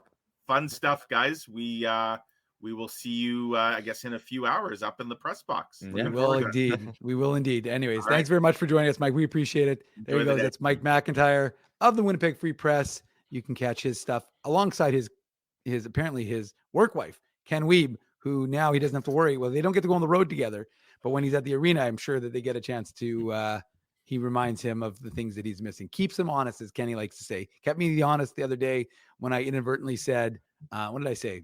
I said, I called Gabriel Velarde a healthy scratch, which technically in retrospect actually was an accurate statement because he was healthy, but he was a non-participant, which is how I changed it. Thanks to Ken keeping me honest. And Ken, speaking of Ken, and actually we'll jump off of Ken in a sec. We'll go to the break. It was Ken's 49th birthday. That's a big milestone for Weber earlier this week. But more importantly, with all due respect to Ken, Zeta Sam, my grandfather, he turns 97 today. Wow. So, yeah, he's amazing. Just really still drives, still does everything. My grandmother, my Baba, she's still alive too. So she's turning 97 in September. But my grandparents still going strong, awesome. Showing us what it takes to make life work. And so he is celebrating. What's his the secret? 97th. What we gotta ask? What's the secret? I don't know. It's a good question. I mean, he lived a good life. I mean, he continues to live a good life. He doesn't stress about things, and that's the key. Yeah, they've been married for 73 years, I think. So they're killing it. They've done a real good job. And like I said, he's an inspiration. We had him for dinner at my parents' last night, and it's pretty awesome. So that is awesome. Happy birthday to Zeta Sam, and thanks very much all of you for joining us. We are going to head to commercial break, and when we come back, Connor and I will continue to talk about a little subject called the Winnipeg Jets. So we'll be back right after these words from our sponsors. Keeping Winnipeg laughing for over 30 years. Rumors, Canada's longest-running comedy club, bringing you the biggest laughs from the best comedians on the planet. Jerry Seinfeld, Chris Rock, Jon Stewart, Dennis Miller, Brad Garrett, the greats, and all the up-and-comers too. When was the last time you laughed out loud? Make it a great night out with friends, or book your office or birthday party. Even a fundraising event at Rumors. Get all the details and dates on upcoming shows at rumorscomedyclub.com. Whoa, Ezzy, everything okay? You look stressed. Of course I'm stressed. We're moving, the house is upside down, the kids failed miserably at packing the fine china, and my life is in chaos. Chaos! Yes, that does sound like a problem. What am I going to do? Ezzy, relax. Rolly's Transfer Moving and Storage is the answer. With 60 years of experience in moving Manitobans and a track record of exemplary customer service, one call to Rolly's and your stress is gone. No job is too big or too small. Just visit Rollies.com and they will take it from there. Thanks, Dave, and thank you, Rollies Transfer Moving and Storage, online at Rollies.com. Hey, Drew. Ezzy, whoa, what a smile! Yeah, I got my crowns done at Linden Market Dental Center, and they whiten my teeth. I see. They're so bright that every time I smile, they go... We have hockey tonight. Do you have a mouth guard to protect those pearly whites? I sure do. Whoa, they even ting through the mouth guard. Linden Market Dental Center covers all your dental needs from restorative to cosmetic dentistry and will fit you with a sports guard for that active lifestyle. 877 Waverly. See lindenmarketdental.com. Boston Pizza harnessed Fanalytics to test if the game is better at home or at Boston Pizza. The results are irrefutable. Catch the game at Boston Pizza, powered by Fanalytics. We did it again! You're on fire, man. There's power in a handshake after a great game or great deal. It shows professionalism and respect. Two qualities Zappia Group Realty take pride in. You don't build a business where 95% of your clients are referred by others without honesty, integrity, and total dedication to client satisfaction. To sell your home for more in less time, shake hands with Frank and Mauro Zappia of Zappia Group Realty. Get started at ZappiaGroup.com. Welcome back to the Illegal Curve Hockey Show. I just actually called my Zeta to wish him happy birthday officially, even though I wished him last night. And I said, Zeta, everybody in the chat wants to know what's your secret. And his secret was make sure you keep your partner happy. And that's your secret to a long life, is to always make sure that he or she is a happy individual, and then therefore you can have happiness. And I think that makes a lot of sense. So that is your happiness. If you have a partner, of course. If you don't, then you don't have to. Then just focus on yourself. But anyways, let's talk about someone who's maybe not the happiest, and that's fine. You know, you don't want to, like, again, former Moose head coach, current Columbus Blue Jackets head coach, Pascal Vincent, used to say he doesn't want guys to be happy if they're not in the lineup. He doesn't want them to pout, but he doesn't expect anybody, like when they got sent down to the AHL, he didn't say, okay, well, you should be happy that you're in the AHL. Guys will be happy to play. Like I've talked to Dominic Toninato, who would rather be in the NHL than the AHL. But at the end of the day, these guys, Jonathan Harkins, I remember all these guys say, I just want to play hockey. Even David Gustafson, just an opportunity to play. And so that was, but they also at the same time wanted more. Talked about it with Ville Heinola. I say, it's no secret. Why you don't have to, like, it would be a problem if you're like, yeah, no, I'm cool with the AHL. Like, again, you can't be unrealistic. You have to be realistic in your expectations. And I think Mike touched on it to your question, Connor, and that's what we're going to talk about a little bit here to start the second half of the Illegal Curve Hockey Show. But I do wonder about Cole Perfetti, because we live in a society, and I've said this before, this has been my rant, and this is why I always take a long view when it comes to prospects, and I don't think you need to rush them. Brad Lambert, who didn't play last night, I don't know why he didn't play yesterday in the game, because I wasn't able to stay because I had my grandfather's birthday, so I didn't get a chance to stay. I stayed for the game, final buzzer, but then I had to leave. So we'll talk about the Moose in a little bit. But I guess what I'm going to say is that, like, folks want to rush Brad Lambert, Nikita Chibrikov, all these guys. And don't get me wrong, I think you give them a shot, but they don't need to be rushed into a situation that's not advantageous for them. You want to put your prospects in the best situation possible. And I think that, quite honestly, with Cole Perfetti's kind of hitting that ceiling, I don't think it's a bad thing for him to be able to have remove some of that pressure, because at the end of the day, Cole Perfetti's not a fourth line guy. Like, that fourth line composition of Nemesnikov, Barron, and Iafallo, I think, is a perfect fourth line. Yeah. And I just think that, Cole Perfetti, I know everybody wants him to have success. He's a 2020 draft pick. And remember, he's 20. Now, he had the benefit of playing the AHL when he shouldn't have been because he was too young. Right. But at the same time, even that was a shortened season, and it was a bizarre kind of like that all Canadian division where literally they were playing for one person. Yours truly, the only person who I didn't work for the team, was watching those games over at the time called the Iceplex. But I just think, like, he's one of those players that I just don't think that there's cause for concern. He has things he has to work on. He has to work on his speed. He has to work on his strength. You don't have to work on his hockey IQ. He doesn't have to work on his shot. Well, I mean, everybody works on the shot, but like he's got the tools. There's just some things he needs to add to the toolbox in order to become a more complete player, and a player like we just talked about, who's going to be able to play 82 games. And your hope is, 16 plus games in the Stanley Cup Finals or playoffs. Sorry. Yeah, absolutely. And I think also, like Mike touched on it there as well, he hasn't played this much hockey in his career ever. We know Rick Bowness everyone says the games get tougher down the stretch. Maybe he's just simply hit the wall. And at the end of the day, like, he thrived in a top 6 role for the first half of the season.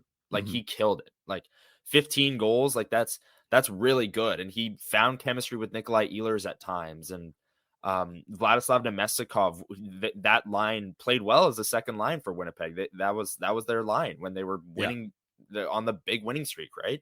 And Cole Perfetti at 20 at the time, 21, now he's 22, being a top 6 contributor and thriving in a top 6 role at that age should be enough. And then now we can just kind of shrug our shoulders and say, well, he hit the wall. This team's incredibly deep. They added both Monahan and Toffoli. The fourth line, Barron, Iafallo, and Nemesnikov. It's a great fourth line. And sometimes, it just happens. Like Mike alluded to the numbers game. Sometimes young players just get left on the outside. That's not to say that he's not going to get in a game down the stretch, or he might not be a player in the playoffs. But yeah, I guess it's don't miss the forest for the trees. Like he clearly showed signs of progression this season and showed that he can play in a top 6 role, and he hit the wall because he's a young player who hasn't played this much. Yeah. And for the next decade, maybe 5 to 10 years, Cole Perfetti is going to be a player for the Jets, and he's going to be in a top 6 role. Maybe now's not the time because, like we said, they have the deepest team they've had in a long time. But I think the first half of the season when he was in the top 6 role and he killed it is enough like tangible results to the point where you can point to that and say, at the end of the season, when the season's over, and say, hey, look, Cole Perfetti might be a top 6 guy for us next year. I'd say he starts in the top 6 next year, unless they bring everyone back somehow miraculously. Yeah, we know that's not going to happen, though, of course. Yeah, exactly. So I think he's in a top 6 role next year. So I don't think the organization is down on him, anything like that. It's just the numbers game. He's hit a wall. And even when he came in for the 3 games there, I thought he played great. That's why when he came out of the lineup against Vegas, I asked Rick Bowness about him, like kind of where are you at with him now that you've seen him play after giving him a rest. And he basically had this very long-winded, great answer on how they set Kucherov in Tampa when he was a rookie. It's tough on a young player, that the games get tougher. And they say he's a talented player. And what you talked about, where players don't want to be in the press box, he said Cole Perfetti pushed back and like kind of showed he was angry towards that decision. And Rick Bowness was like, I love that. I want to see the pushback. Yeah, of course. Rick Bowness loves the pushback. Yeah. But he likes to see the players like upset that they're not playing. And he said, everyone wants to play 20 minutes a night. Can't happen. But you like to see Cole Perfetti not happy with the decision to keep him out of the lineup. And I think, yeah, next year he'll be a top 6 guy because he showed that he can do it. He hit the wall, happens, numbers game. He might even be a player down the stretch, but I couldn't be happier with how Cole Perfetti's season went, especially the first half. But yeah, hit the wall. It happens in pro sports. Yeah. And look, we've talked about it. Like I said today to start the show, this is one of the deepest teams from a forward perspective. I still don't think they're as deep as the 17-18 team defensively. Absolutely. I think they've played well, but you can't compare those two teams. I mean, that team kills this team, I think, in terms of a defensive juggernaut. Yeah. But when you look at the forward group at this, and we've just talked about it, and I went through it line by line of what the way, Cole Perfetti, and I just saw the comment. I don't know if I didn't highlight it, but it's I think it was prime timer, maybe not, but no, I think it was prime timer. Hold on, let me get to it. One sec. Prime timer. Good memory by me. Credit. There we go. We need a top 9 and a bottom 3, and I agree with that. Right? You do need that. That is how the Jets run their lines, really, with the Lowry line being basically like the second line all season long. That is really how they run things. And the one guy who was pilloried, I've used that word a few times already today, but it's kind of true. And look, that's what you expect in a fan base that cares, right? Like this is a fan base that cares. And so the amount of people who get mad online, which is amazing, but like the amount of people who get mad online for just like writing, like I'm not even joking. Someone got said they were unfollowing us because the headline was the powerless power play. And I was like, well, what part of that wasn't true? They went 0 for 5. Too negative, Dave. Too negative. I'm like, okay, well, I guess that's true. But I guess, like I said, unfortunately, facts don't care about your feelings. And them's were the facts. But, this is like I said, it's a deep team. It's an opportunity for Perfetti to, again, he can marinate in this and he can get pissed off and he can use it to his advantage. And look, getting that goal against the Islanders, even though it was from 30, 40 feet away, it was still important because, it got him feeling like he was a part of it. And at the end of the day, you want this team, that's always the hard thing about the trade deadline and the concept, right? You're bringing all these guys in who are going to be new additions, right? And you're like, oh, you got Brian Tyler Toffoli, you got Sean Monahan. But what about the guys who got you there, right? Like that's the thing that I always find it's difficult, right? Like we've talked about it. When this team was rolling without Kyle Connor, you had guys like Dominic Tonnato and Axel Jonsson-Fjällby being contributors and feeling they were part of this team. And now they're relegated to doing things with the Moose. And we'll talk about what the Moose are doing and how they've gone on a run of their own to force their way back into the playoff conversation, right, Connor? But like, again, it's a delicate balancing act that a coach has to kind of walk to. Absolutely. You know, again, these guys all have ego and they don't get there without ego. That's the thing, right? Like, so it's a fine, not an easy thing to be a manager. Some kid yesterday asked me if I was the manager of the Winnipeg Jets because I was in my suit at practice, which is unusual for me. Everybody else say yes. I didn't. I just kept walking, but I said, no, unfortunately I'm not. Not only that, I'm not even the manager of Illegal Curve, let alone the manager of the Winnipeg Jets, but he saw me in my suit, whereas everybody else was more casual yesterday. But of course I was going to the Moose game right after Jets practice. And it was funny because I had a few folks say to me, sorry, Dave, I didn't say hello. I didn't recognize you. You weren't wearing a hat. So it didn't look like you. So I understood that there was I caused a little confusion yesterday at Hockey for All Center, but you know, like I said, we'll round out the dialogue about Cole Perfetti. And I just think like he's got a lot of runway. He's got a lot of time and he's going to make a tremendous impact on this Winnipeg Jets team. He's got things he's got to work on, but he's young. He'll have that opportunity. And like, it's like anything, like any player, right? And he like Scheifele, every guy who has to work on their game, every guy has to go into the off season and do something to get better in some area. And it's all about finding the margins, right? It's all about finding that small degree of percentage where you can find improvement. And Cole Perfetti he knows what he needs to do. And the thing is, you know, you could say this guy's got all the talent in the world, but he doesn't have the hockey sense. Perfetti has the hockey sense. So you don't have to worry about it in that regard. So you know that, again, the desire, and maybe this lights that fire. Maybe this is the thing that maybe he doesn't see a game in the playoffs. Who knows? We don't know. We don't know what the future will bring. But at the same time, at the end of the day, I think it's the right decision for the player and it's the right decision for the team.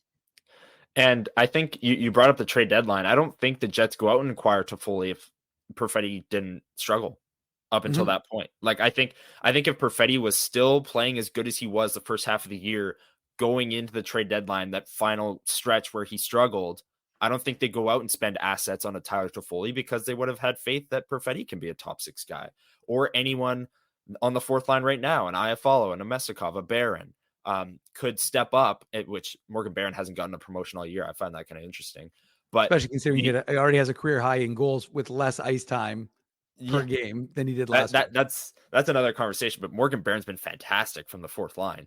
But Nemestikov and Iafallo. Connor, the world's our oyster. If you want to talk about Morgan Barron, let's talk about Morgan Barron. Go for it.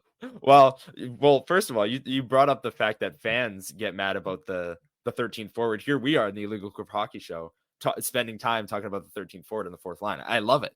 This is what Canadian hockey market is all about. But anyways, where was I at? Cole Perfetti. The deadline. I don't think they go out and spend assets on Toffoli if Perfetti's not struggling into that time frame. And I said it before, like they don't re-sign Toffoli this offseason. I don't think he's going to command a high price tag among contenders.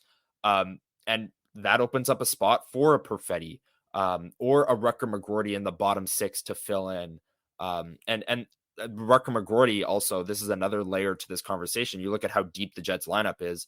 All along, we've been talking about if Rutger McGroarty is going to make an impact, and I think he still might sign and maybe get into a game here down the stretch, but does he play in the playoffs given what the lineup is right now? I don't think so. No. But Perfetti, yes, I think we're on the same page.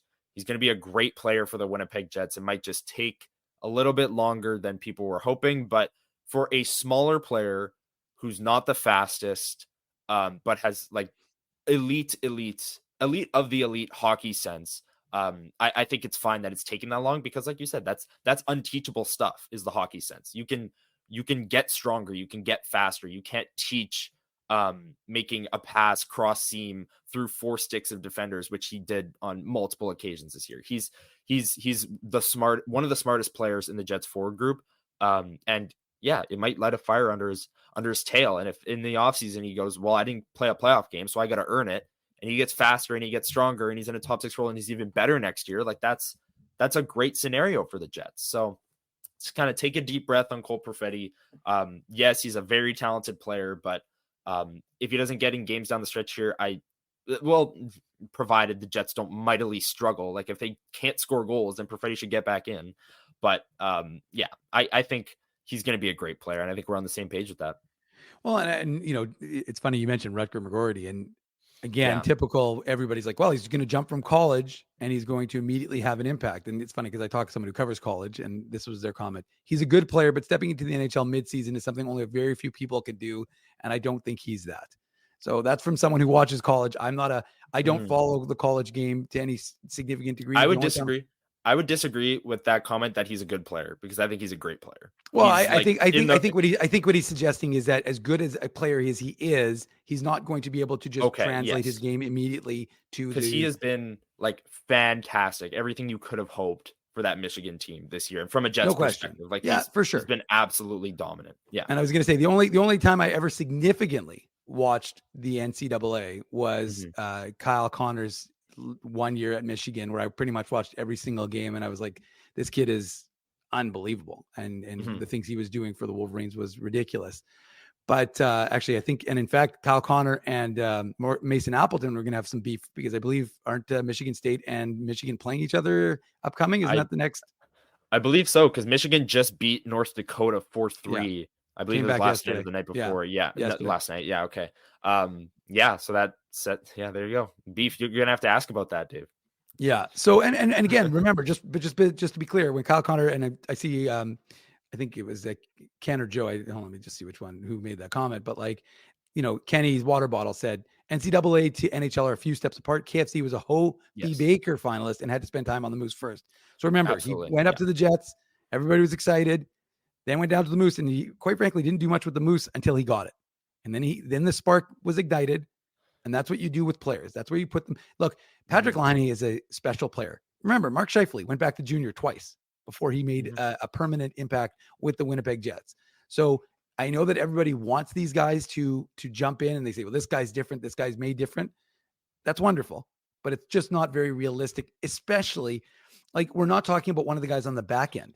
If we're talking about if you had a McGroarty type on the back end, you could say, okay, well, maybe. But on as a forward from this forward group, who are you taking out? You're taking out any of these guys, really? I don't see it. I just don't see it for a guy who's the only one I could hear out is Mason Appleton, but Rick Bowness isn't going to do that because that third line's been together all year. Not only that, he loves that. He's on not only that, he plays PK. They're not taking out Mason Appleton. Yeah. So again, it's and we don't even, for the record, we don't even know if Rutger McGroarty is signing a contract, right? That's right. The other thing because he could be captain of Michigan next year, and that may be a big factor. And I know Jets fans don't like to hear that, but it's possible he doesn't sign a deal next year, I should say when his season comes to an end. So I mean, again, it's all well and good to be putting these people into positions, but we don't even know what he's going to do. So I mean, again, there's Brad Lambert's older than Rutger McGroarty.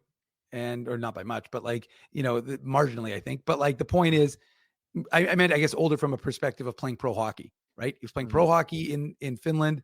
He went back and played junior last year. Played a full season with the pros, and that's a totally different animal. It just is. Again, I know college hockey is there's older players, it's bigger, but at the same time, pro hockey is just a different level up. Like we just heard from Kenny's water bottle. And 100% agree. And Rutger's the type of player that you see this progress that he's made, and the type of style of game that he plays, and his frame, and that he plays like a man. He's going to adjust to the pro game well when that time comes. Well, I'd push back on that, Jay Miller. Actually, I wouldn't appreciate that. No. But Connor's got some fight. See, that's what you want to see. You want to see that pushback. That's what you want to see, Dave. Yeah. But I think this whole conversation, you bring up Brad Lambert as well. Perfetti, Lambert, and McGroarty are the future of the Jets. And they've all had great seasons in their own way. I remember Murat Atesh from The Athletic, who was on WST, saying that Lambert has had the perfect season in terms of his development in the sense that he's the guy for the Moose. Like he's one of their key cogs offensively, and they struggled for a long time, and now they're not struggling. They're winning a lot of games, and he's been at the forefront of both of those like kind of emotional swings. He's gone through a pro season now as a center where they've struggled, and he's the guy that kind of has to like pull them out of that because he's the offensive driver. And then you go on this long winning streak where he's still the offensive driver and he's still playing great. So I think in terms of Perfetti, his first half of the season and him hitting the wall, Lambert going through the emotional swings of the Moose season and being the guy offensively the whole time, and then Rutger McGroarty being one of the points leaders in the NCAA while being like a power forward type of player. I don't think you could have asked for more out of those three guys this season, and Jets fans should be extremely excited for the future of this team. But right now, the players are who the players are, and this lineup we're seeing tonight, I think maybe on the back end, on the third pairing, there might be a little bit of a change, but this is the lineup you're going to see game one, round one of the playoffs. And Perfetti, Lambert, I know people want to see Lambert up, but no, McGroarty, like these guys aren't a part of the playoff lineup, I don't think, barring something drastic happening. I definitely agree with you. And again, like I said, the reality is you're going to give these guys an opportunity. Like, look, if McGroarty signs, send him to the Moose. Let him be a player for the Moose. We've seen it enough times in the playoffs. Yeah, of course, we've seen guys get opportunities. The Moose do that. They give these guys these opportunities to go in and play big games in the playoff games. Like you'll see a guy and he'll join, like Parker Ford played games last year, right? So, and he's a good example, right? Parker Ford, remember folks, just to be clear, Parker Ford, his first year out of college, technically, because like I said, he joined the Moose at the end. Everybody wanted him to be the 13th forward. I haven't heard Parker Ford's name once since the preseason legend. He was. Everybody, this guy's going to be our 13th forward. This guy's going to be our 13th forward. Where's Parker Ford? Now, I'll tell you what Parker Ford is doing. He scored 15 goals for the Moose, and he's part of a very similar line to the Lowry line. I call it the identity line, and we'll do a little Moose talk in about 25 minutes. So we'll end the show that way, Connor. But I'm just saying that it's. I understand that folks want guys to be there, that instant gratification. You drafted them, developed them for a bit, and now, but you can't gloss over the development part, right? Mm-hmm. If Parker Ford doesn't get this chance to learn the ups and downs of being a pro, Parker Ford could be a player for the Jets next year. But right now, he's become an important piece of that Jeffrey Viel, Christian Reichel line that sets the tone for the Manitoba Moose. Got to tell you, a lot more important than being a fringe NHLer who sits in the press box or practices with the team. That's all I'm going to say. So we're gonna leave that Jets talk there. Well, unless you want to jump in, no, you can jump in. One last thing. Yes, I from a fan perspective, like I 100% get the want to have these guys in the lineup. Rutger McGroarty is going to be an incredibly exciting player. Like he had that huge hit in the gold medal game. USA Sweden guy cut to the middle of the ice. He absolutely crushed him, shoulder to chest, like perfect hit. He's the captain. We know his off-ice personality. Like, I don't blame people for him wanting to be signed and be here immediately. I want him to be here and be signed immediately. That would be amazing. I don't blame people for Brad Lambert wanting to be up because his on ice, like he's an incredibly exciting. He's another Nikolai Ehlers. Like it's so exciting. The skating, making people miss off the rush and making highlight reel goals and things of that nature. And then Cole Perfetti with the hockey sense that we mentioned. Like these young players are exciting, and to have them in the lineup would be amazing to watch them play Winnipeg Jets hockey. And that is coming, and they are the future of this team. But yeah, for right now, the focus is on the 12 forwards in the lineup tonight, because I think that's the game one playoff lineup. There you go. The final word goes to Connor Repchak. Well, at least for now. We'll get back to more final words from yours truly, and we're going to welcome Alex Adams. He's making his Saturday show debut. He writes for the Hockey News, and he covers the Ottawa Senators. So we're going to set things up because, of course, the Jets and Senators are playing tonight at 6 o'clock here in Winnipeg. Kyle will be not Connor Repchak's 500th NHL game, but it will be Connor Hellebuyck's 500th NHL game. He gets the start for the Jets against the Sens. So a lot of fun we're already having. The show is flying by, Connor. We're already an hour and a half into it. We'll head to the break, and then when we come back, we'll have some Sens talk with Alex Adams. Welcome back. I just muted myself. That was an Ezzy move, but welcome back to the Illegal Curve Hockey Show, the final half an hour here on the program. Connor, the time flies when you're having fun, does it not? Absolutely. Yeah, absolutely. Right. Having a great time. Thanks for having me on for the debut. This has been a blast. It's been your Saturday show debut, but to be clear, Right. Connor, of course, has been on the post-game show with me before. So Connor is becoming a wily vet. We haven't quite stolen you from WST, but we'll see if we can get there. For now, though, we head out east to talk to Alex Adams. Hey, Alex, how are you? Great. Thanks so much for having me on. A big fan of the show, and cool to be alongside Connor, who we've become friends for the last little bit on Jets Twitter. So it's really a lot of fun to join the show. Well, we appreciate you joining us here. The Jets, of course, taking on the Senators in Winnipeg at 6:00 Central Time. Let's talk about the Senators because, of course, that's a team that you cover for the Hockey News. And from your perspective, we know it's been a bad season. We know it's been a tough season in Ottawa. Of late, though, they've reeled off 4 wins: the Devils, the Oilers, I believe the Sabres, and the who was it? It was bad. Oh, the Hawks. So 4 straight against those teams.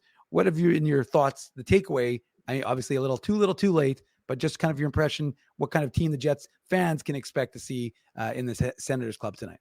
A pretty loose and free team. Obviously, as you mentioned, they're not going to be making the playoffs for the 7th consecutive year.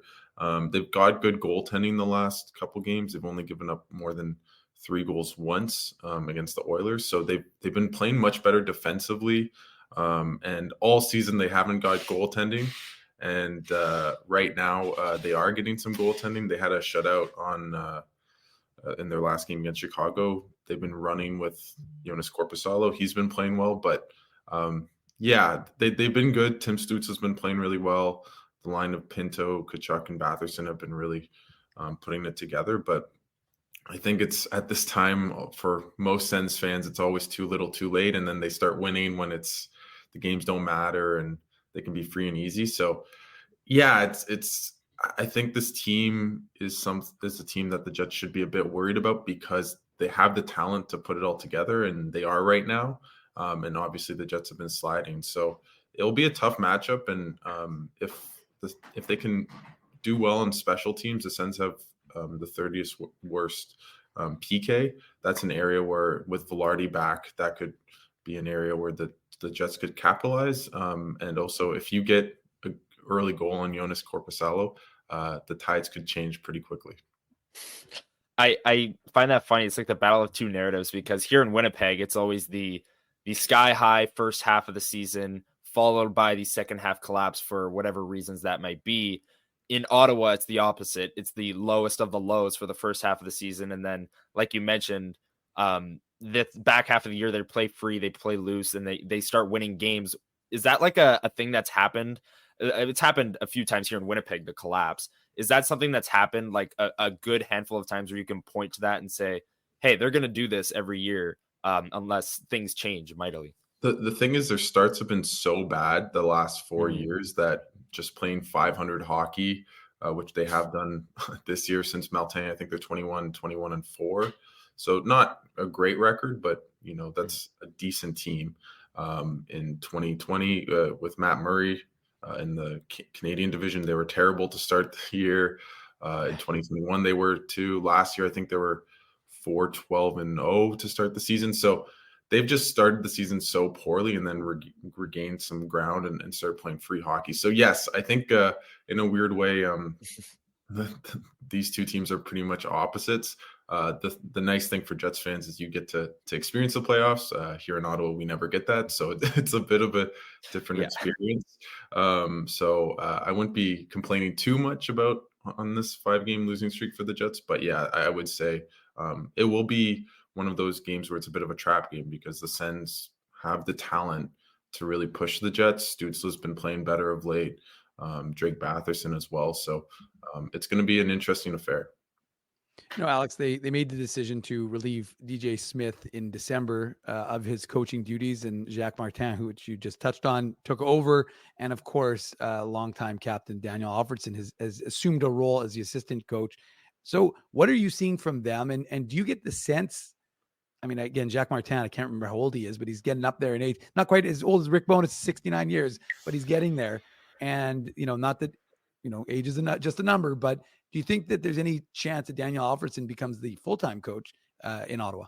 That's a great question, because he spoke to the media a couple days ago, last week, and he was asked that. And he said basically that he didn't think that he really was that interested in it. He said, well, I'm focused on the season.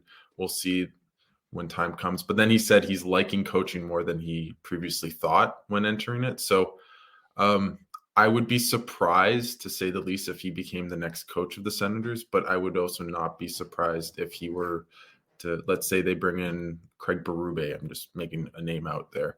I wouldn't be surprised if he stays on as an assistant, just because he's getting a bit of the coaching itch, being around the team. And then what's interesting, you talk about Jacques Martin. He's actually older than Rick Bowness. I think he's 70, and he's never on the ice with the players. It's always Daniel Alfredsson leading the charge with a couple of the other assistant coaches like Jack Capuano. So it's a very different experience, obviously, when the head coach is never on the ice, compared to obviously Jets practice and all 31 other teams. But they have been playing better defensively since Martin's come into charge. They have better expected goals against. They still haven't got the goaltending, and that at the end of the day, as good as you can play in front of goalie, if they can't make the saves, you're not going to win a lot of games in the NHL. Well, goaltending, yeah, from an outsider's perspective, it looks like the goaltending has just completely derailed the Senators' season. What do you like? I want to ask about some of their top guys. Tim Stützle on a long-term deal, had a great year last year. Brady Tkachuk, we know he's the captain, and he's always willing to drop the gloves, and has a few games where he'll have 2 goals in a fight and just a force. The top guys for Ottawa, have they kind of taken another step forward? I know it's a young core, but when you look at Stützle, when you look at Josh Norris, he's out for the year once again. Shane Pinto missed the first half of the season, and Brady Tkachuk. And then even maybe touching on the back end, Jake Sanderson, I know, has had a great follow-up season. Kind of the young core for Ottawa. Where are you at with their core, especially Stützle and Sanderson? With Stützle and Sanderson, I'd say they've probably taken a step back. Truthfully, I think going into this season, you would have expected them, one, just to be a better team, and they haven't produced the way they expected. I think Stützle's been dealing with like a nagging injury this season, and that's why especially his goal totals are much lower. He had 39 this year. I think he has 18 this season.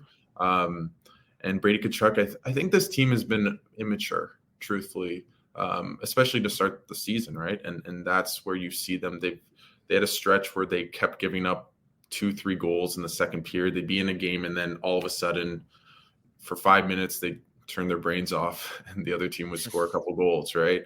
And that's been really the season for them, where they're in games, they're playing competitively, and then things go wrong, and it falls like a ton of bricks, right? And so I think that speaks to their lack of maturity.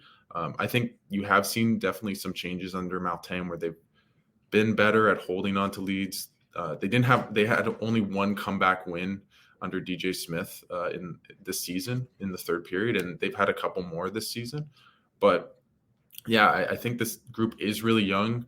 Jacob Chikrin was talking to us about, I think, 2 weeks ago, and he said we need more leaders to step up, and it can't just be always Claude Giroux. And if you look at this team outside of Giroux, almost everyone is under 26. Thomas Chabot's a veteran. I think he's 26 or 27 now, right? So they don't have that core of guys that have been through the battles, been through playoff rounds. A lot of them are 22, 23, 24, right, with the rebuild. So all those players are growing up together. And you could argue that they probably need a bit more growing up to do just on the ice in terms of their maturity. The big theme here has been in Ottawa trying to kind of be mature in the way they end games and play against the best teams and not get frazzled.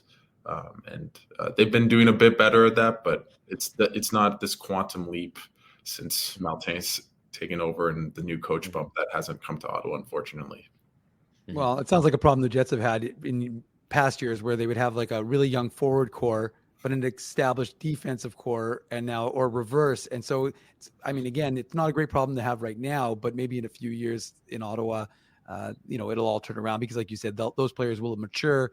You make a few additions, you get some goaltending, and suddenly things change. So, Alex, on that notion, that idea of the fans and what the fan base is like, again, the fan base has been subjected to a lot in Ottawa with the ownership transition and the arena talk and the moving the arena, and what is the temperature of the fan base right now? We know Canadian markets always go run hot. Yeah. But what is it like right now with, like we know, look, you missed the playoffs 7 straight seasons. I couldn't imagine, to be honest with you, what Winnipeg fan base would be like if they had missed the playoffs 7 straight years. They go nuts. They miss, 1 year, let alone 7, and then lose in the first round last year.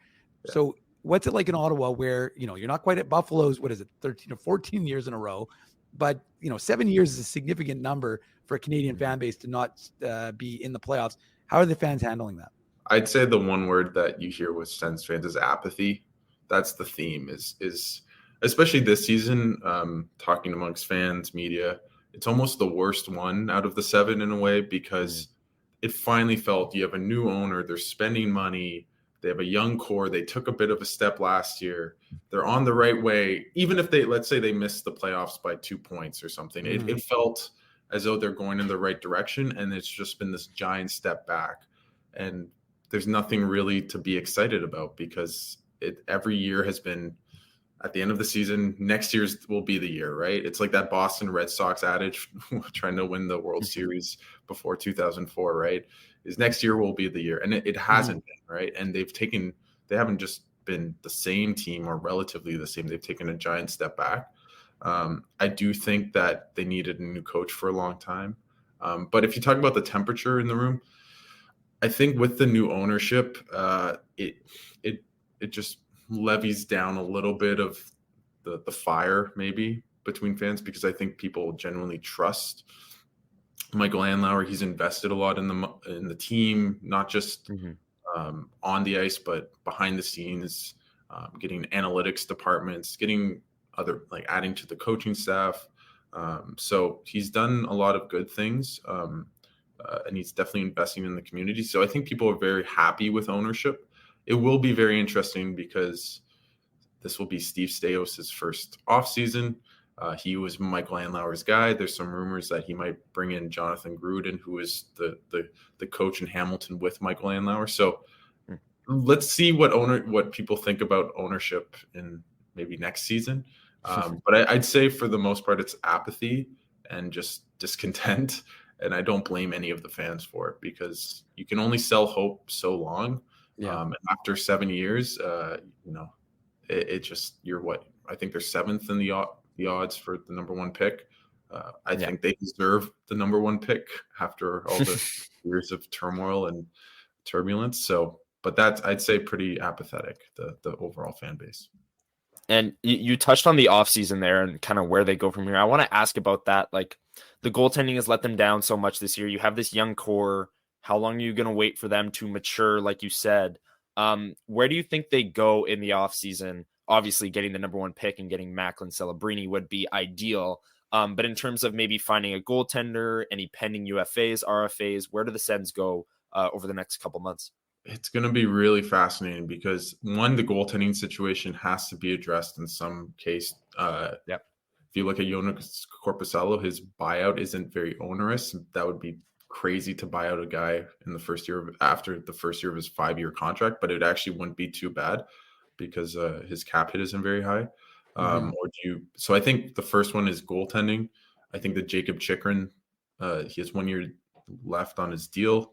That's going to be fascinating. I don't know where they go with that, but I wouldn't be surprised if he's gone in the offseason. I think that's going to be very much a big decision. I don't know if you can pay 3 left-handed shot defensemen over $6 to $8 million.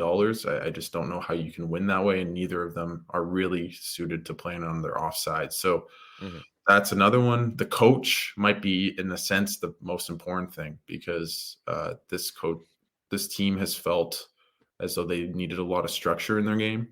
And Martin's brought that, but I truly believe they need a pretty hard-nosed coach to bring in some defensive structure. That might sound a little bit like Rick Bowness coming to Winnipeg 2 years ago. And I would say That's sure. kind of the apples to apples to me, is they need a guy that comes in with that structure, because they have the skill. I think they're 14th in goals this year per game. So it's not they can't score, it's just they can't defend. So it's going to be very fascinating. Pinto is an RFA. Obviously the betting suspension, we'll see what leverage he has, but he's been really, really good since he's come back. I think he has like 20 points in 26 games after missing a training camp. So he's a really good player, still only 23, I believe. So those are really the off-season decisions. And then even Claude Giroux, I'd imagine he stays, but if the Sens are not a good team at the deadline next year, that's going to be another decision, because he has 1 year left on his contract. Well, then, Alex, I want to ask you about the captain. How's he handling it? We know something about Tkachuk's in this city. So, of course, because his father played for the Winnipeg Jets 1.0. So how is Brady Tkachuk? We know how competitive he is. We know how much he desires to win. You know, they always see him and his brother Matthew in the spotlight. Brother getting to the Stanley Cup Finals last year. He was cheering him on, which is what you do, support family. But from your perspective as the captain, and it's not an easy role in a Canadian market, and it takes some time, and there's different personalities. You know, Adam Lowry has been a fantastic selection for the Winnipeg Jets with the way he speaks, the way he talks, the way he interacts. How have you seen Brady Tkachuk grow in that role as captain? I feel, if I'm being completely honest, I feel like he hasn't really taken the step on the ice that you'd like to see. I think, again, when you talk about maturity, that might start with him. Early on in the season, they were losing games, and he'd just start fighting people. He went at Kochetkov once. He got poke checked on a not a breakaway, on a penalty shot. But he's kind of lost his cool and tried to fight guys. And I'm not against fighting or anything like that, but the team's down, and you're taking one of your best players, and he's just getting upset. And that almost felt like he embodied the team, where when things are going great, flying high, but when things are going bad, we kind of they've somewhat lost their cool. And so I think if you talk about the bigger picture in the community, he's doing stuff with him and his wife, and they're expecting a newborn baby as well, or kind of talk about calling Ottawa home, and they've done a lot of things in the community. So I think his off ice impact has been awesome. I'd say maybe in the leading on the ice, maybe not the best, but I wouldn't say he's a bad teammate or anything like that. Just more maybe needs to be a bit more mature like the rest of his team. And I alluded to it earlier with Jacob Chychrun talking about the leaders stepping up. He didn't mention Tkachuk. He mentioned Claude Giroux, right? And I think in a sense, he's the real captain of this team, and the true leader. And, Brady Tkachuk's only, I think, 24. So he's still a really young guy in this league, even though he's been in the league for 6 years, and it feels as though he's 28. I think that's an area where I'd like him and Tim to really improve in terms of their maturity on the ice. And they get very frustrated very easily, and just maybe being a bit more, not riding the highs and lows, and just being a bit more calm and cool and collected. Well, last one for you here, Alex, and we appreciate you joining us on the show. But, we've been talking about a lot of young players that are on the team. What does the prospect pool look like for Ottawa? Is it still promising, or is it basically everybody is in the organization that you're looking at, and that's kind of it? You answered the question. Yeah, they don't have much there. Tyler Clevin, you'll see him tonight. He's a really good skater, played pretty well in Belleville. Pierre Dorian said that if I could have a child, he'd be my other son. So that was a great quote. But he's a huge guy, big body, but I don't see him higher than maybe a 4 or 5 defenseman in this league. They have Zach Ostapchuk, but they don't really have a lot of prospects, because they traded 2 first-round picks for Alex DeBrincat, and then for Jacob Chychrun, some second-round picks in there as well.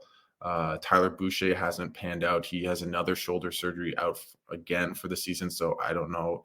I think he's a bit apt to Chaz Lucius for the Jets, where he just keeps getting injured, although I think Lucius has played much better when he has played than Tyler Boucher. But they don't really have a lot of prospects, and that's the issue. Although this draft, they'll have 2 first-round picks, a second-round pick. They'll recoup some of their prospects, but they do have a lot of young players. Ridley Gregg's played really well. was amazing to start the season. Got a high ankle sprain, hasn't been the same, but still a really young, promising player, Shane Pinto. But as you said, almost all their players have graduated to the NHL, and that's probably a part of the lack of maturity. Is just there's such a young group. Well, we appreciate the insight into the Ottawa Senators, the Jets' opponent that they'll be taking on around 6 o'clock here in Winnipeg, probably a little later because I believe it's a Sportsnet game, so it'll probably start around 6:15, 6:20. But the puck drop supposedly is 6 o'clock. We'll be getting started with the Illegal Curve post-game show probably around 8:40 or 9 o'clock. Anyways, Alex, thanks very much for joining us, for making your debut appearance here on the Illegal Curve Hockey Show. Thanks so much for having me, and I hope the Jets go deep in the playoffs and maybe get a little Stanley Cup and back to Manitoba. So that'd be pretty cool. We appreciate it. Thanks, Alex. Thanks a lot. Have a great rest of your day. We'll talk to you soon. There he goes. That's Alex Adams, the hockey news. He's a fresh young voice. We're documenting the fresh young voices here on the Illegal Curve Hockey Show today. Connor's, of course, probably the freshest and the youngest in the community, but I think I'm quite okay to say that he has done an excellent job here on this show and in our market. So I would say I'm probably a pretty hard judge, and I can be a little bit difficult, but if I like you, then I really like you, and I really like Connor. He's a good dude. So, well, thank you very much, Dave. I'll just stop you there. I mean, we spent the whole year with the Moose together last year. That was so much fun, and I'm having a blast this year as well. We're sitting next together in the press box. So that's true. Yeah, you get to steal cookies for me and all that stuff. Exactly. The beauty of the hierarchy. I'm not that much higher than everybody else, but Connor, he offers to do things. It's like, oh, thanks, Connor. I appreciate that. Yeah. Well, I don't know where 2 hours has gone. It seems like it's just flown by. But of course, we can't allow a show without Drew and Ezzy. Although Ezzy would be fine, but we can't allow a show without Drew, Connor, to go without one of these. Put on your antlers. It's time for the Minute Moose Minute on the Illegal Curve Hockey Show.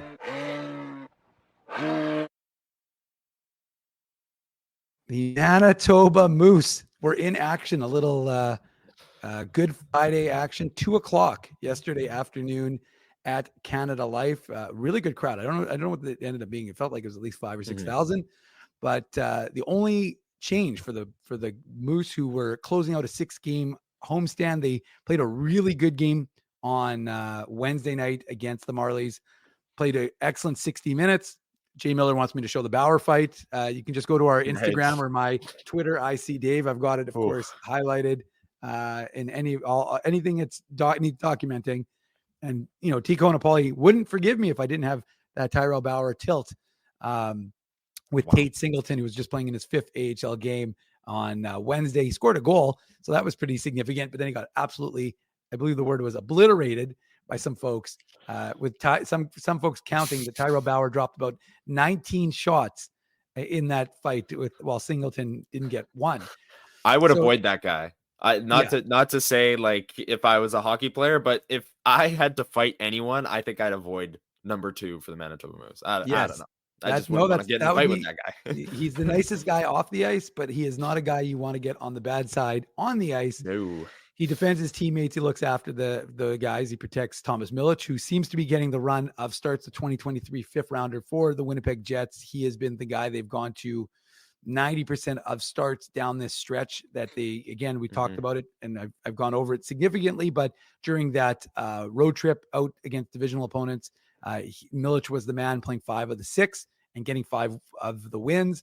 And he continued to do that on this homestand. I believe he played 5 of 6 on the homestand. I could be wrong, but I'm pretty sure he started 5 of the 6. So, I mean, Thomas Milic has been a key driver for this. Maybe not 5. I think so. Maybe it's either 5 or 6 or 4 of 6, but he got pulled into one of the games when Colin Delia got pulled. So I know he played at least in 5 of the 6, but the fact is that Milic has become, a staple, and he's a battler. And I know that folks are excited about what he's going to do. I don't think he's ready for the backup role with Connor Hellebuck next year, when inevitably Laurent Brossoit will probably sign somewhere else. I mean, realistically, to be a starter. But anyways, the Moose coming into action, closing things out, wanting to have a good effort. The only player not available for the Moose was Brad Lambert. Now, I don't know why, because again, I had to leave. And I believe after the game, Nolan Baumgartner, assistant coach, just said he was unavailable. So the Moose were a bit vague. There's a practice tomorrow. I'll try and get a little more insight as to the status of the 2022 first rounder, who's having a phenomenal season. But without him, Henry Nikkanen, the 2019 4th rounder, who, again, folks, if you don't want to believe me, the illegal curve bump is a real thing. Henry Nikkanen had 0 points in his first 35 games. Talks to illegal curve, and he reels off 9 and 7, and now he had a spectacular goal. If you didn't see it, make sure you check out, like I said, our Instagram or my personal page. But anyways, the Moose got up to a good start, 5-0 shot edge, but it was the Marlies on a power play, just with, I think, 1 second to go. They took the lead, 1-0. And then that Parker Ford character that I mentioned earlier, Connor, he gets his 15th of the season. Nice little redirection from Fox Warren, Manitoba's Dawson Barteau, who's really become quite a solid player for the Moose. I wasn't sure what to expect, but he's become a pretty big staple of that defense group.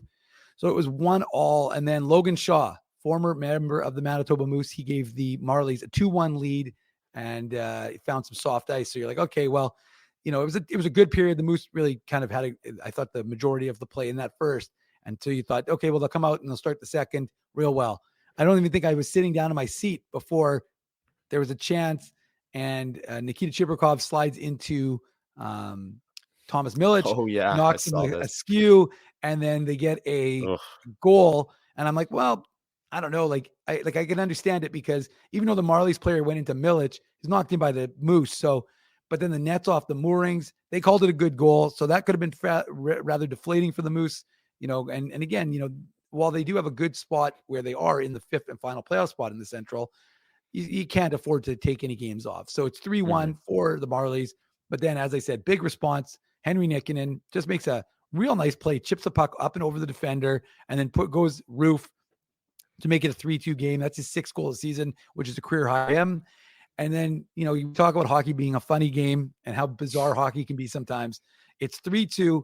The Marlies play, and I don't remember the Marlies player who drops it. Alex Steeves has a wide open net. And if I say wide open, I'm not joking. The net is wide open, and he rings it off the post. And I thought, wow, what a turn of events. Like, it was 3-2 for the Marlies.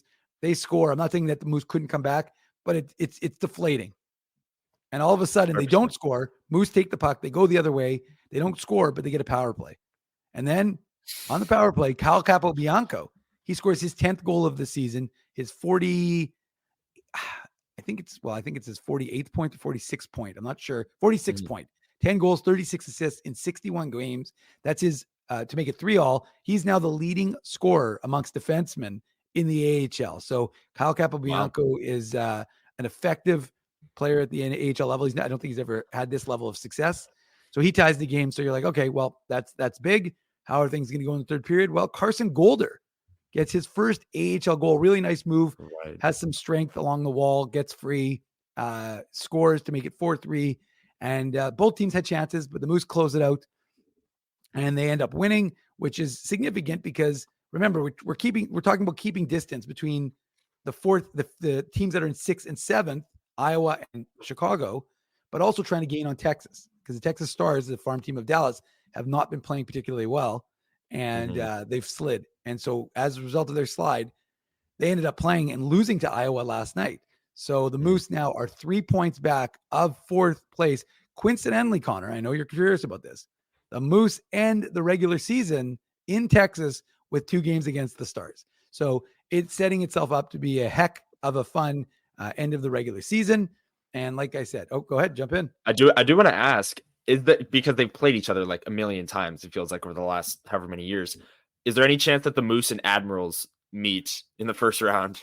Thank you for asking. That is a good question by you. Just by the way, take fruits. We want pancakes. The Moose did get pancakes. Moose won, I should say, everybody pancakes, because Andrew Haleko saying we got pancakes.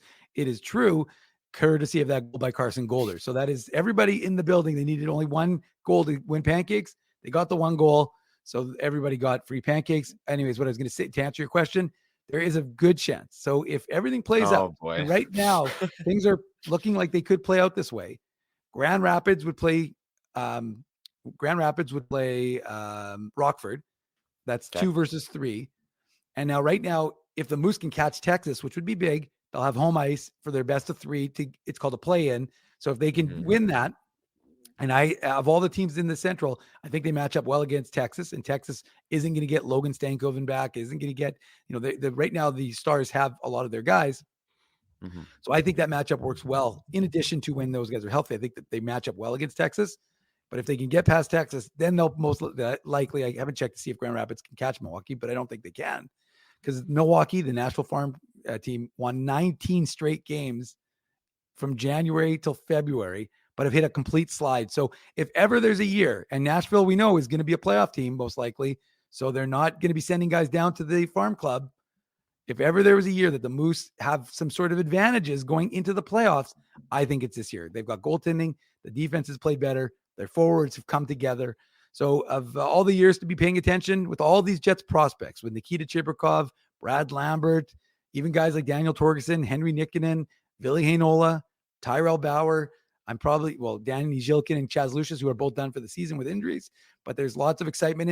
And as I said, folks, guys they sign out of college, a guy like Parker Ford, or guys like potentially Rutger McGorty, Elias Salamonson, Connor, once his season's done, right, in with Schlefka. So there's possibilities that you might see some of these other prospects. Connor Levis, who's having a great season, right? And then who's playing for the London Knights that I'm forgetting?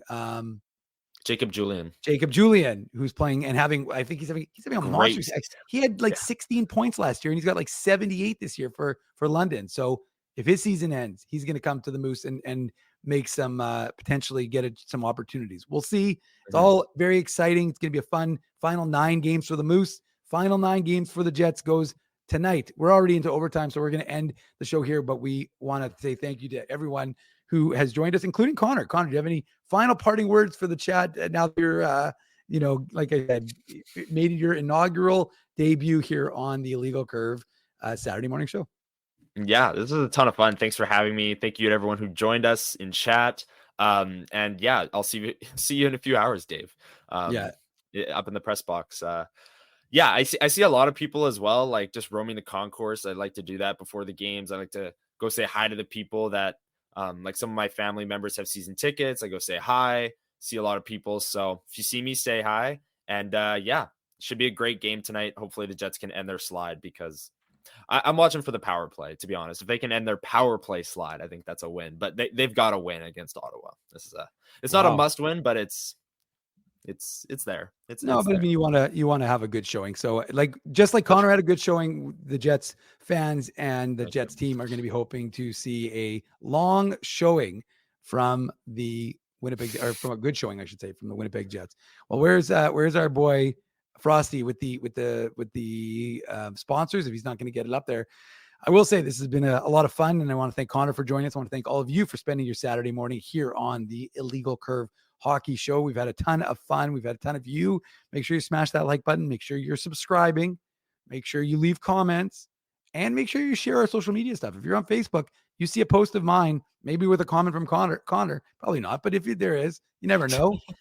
But there'll be an article from Connor. There'll be an article from Connor. So if you can share, that's how you spread the word about Illegal Curve. And that's what we appreciate what you do. And that's how it makes this an even better channel each and every time we go live on our YouTube channel. Frosty's not doing it, so I'm just going to go without him, Connor. I know it anyways. Big thank you to all of you, the sponsors of Illegal Curve, who make the post-game show, the Saturday show, and the website, illegalcurve.com, a possibility. They are, in no particular order, Rumors Restaurant and Comedy Club, Grid Park. Use code Illegal Curve to park for free. Remember, if you want to park for free, I've got codes. You just have to send me an email.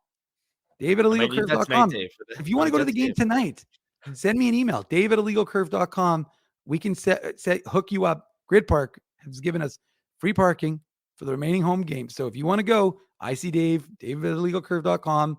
Winnipeggers love free parking, man. Winnipeggers love free parking. Absolutely. Love free parking. Linden Market Dental Center, Zappia Group Realty, Betway, Tough Duck, Boston Pizza, Seagram's, Rolly's Transfer, Farmery Beer.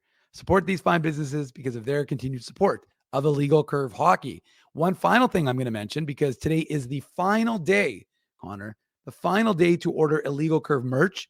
So if you want to get some Illegal Curve merch, if you want to look like, well, Connor's wearing WST merch, but if you want to look like me, me, Illegal Curve. Oh, there we go. Matt Hyman stepping up for Frosty. We appreciate that, Matt Hyman. That's very nice. But if you want to get Illegal Curve merch, I'm putting a link to it in the chat. And of course, it is on the website and just under the merch button.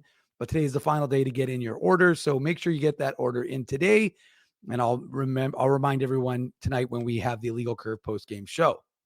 And on the topic of merch, you brought up the Gary Lawless thing. We got to talk about this. People should buy Illegal Curve merch to stick it to Gary Lawless, who was rather not pleased that I had a WST hoodie and he had nothing. I met him for the first time because I didn't meet him when Vegas was here earlier this year. Yeah.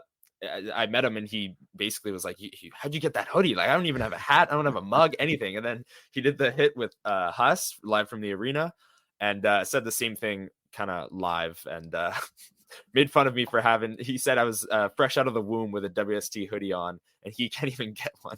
But yes, there's one reason to buy Illegal Curve merch or WST merch to make fun of Gary Lawless, who doesn't have that.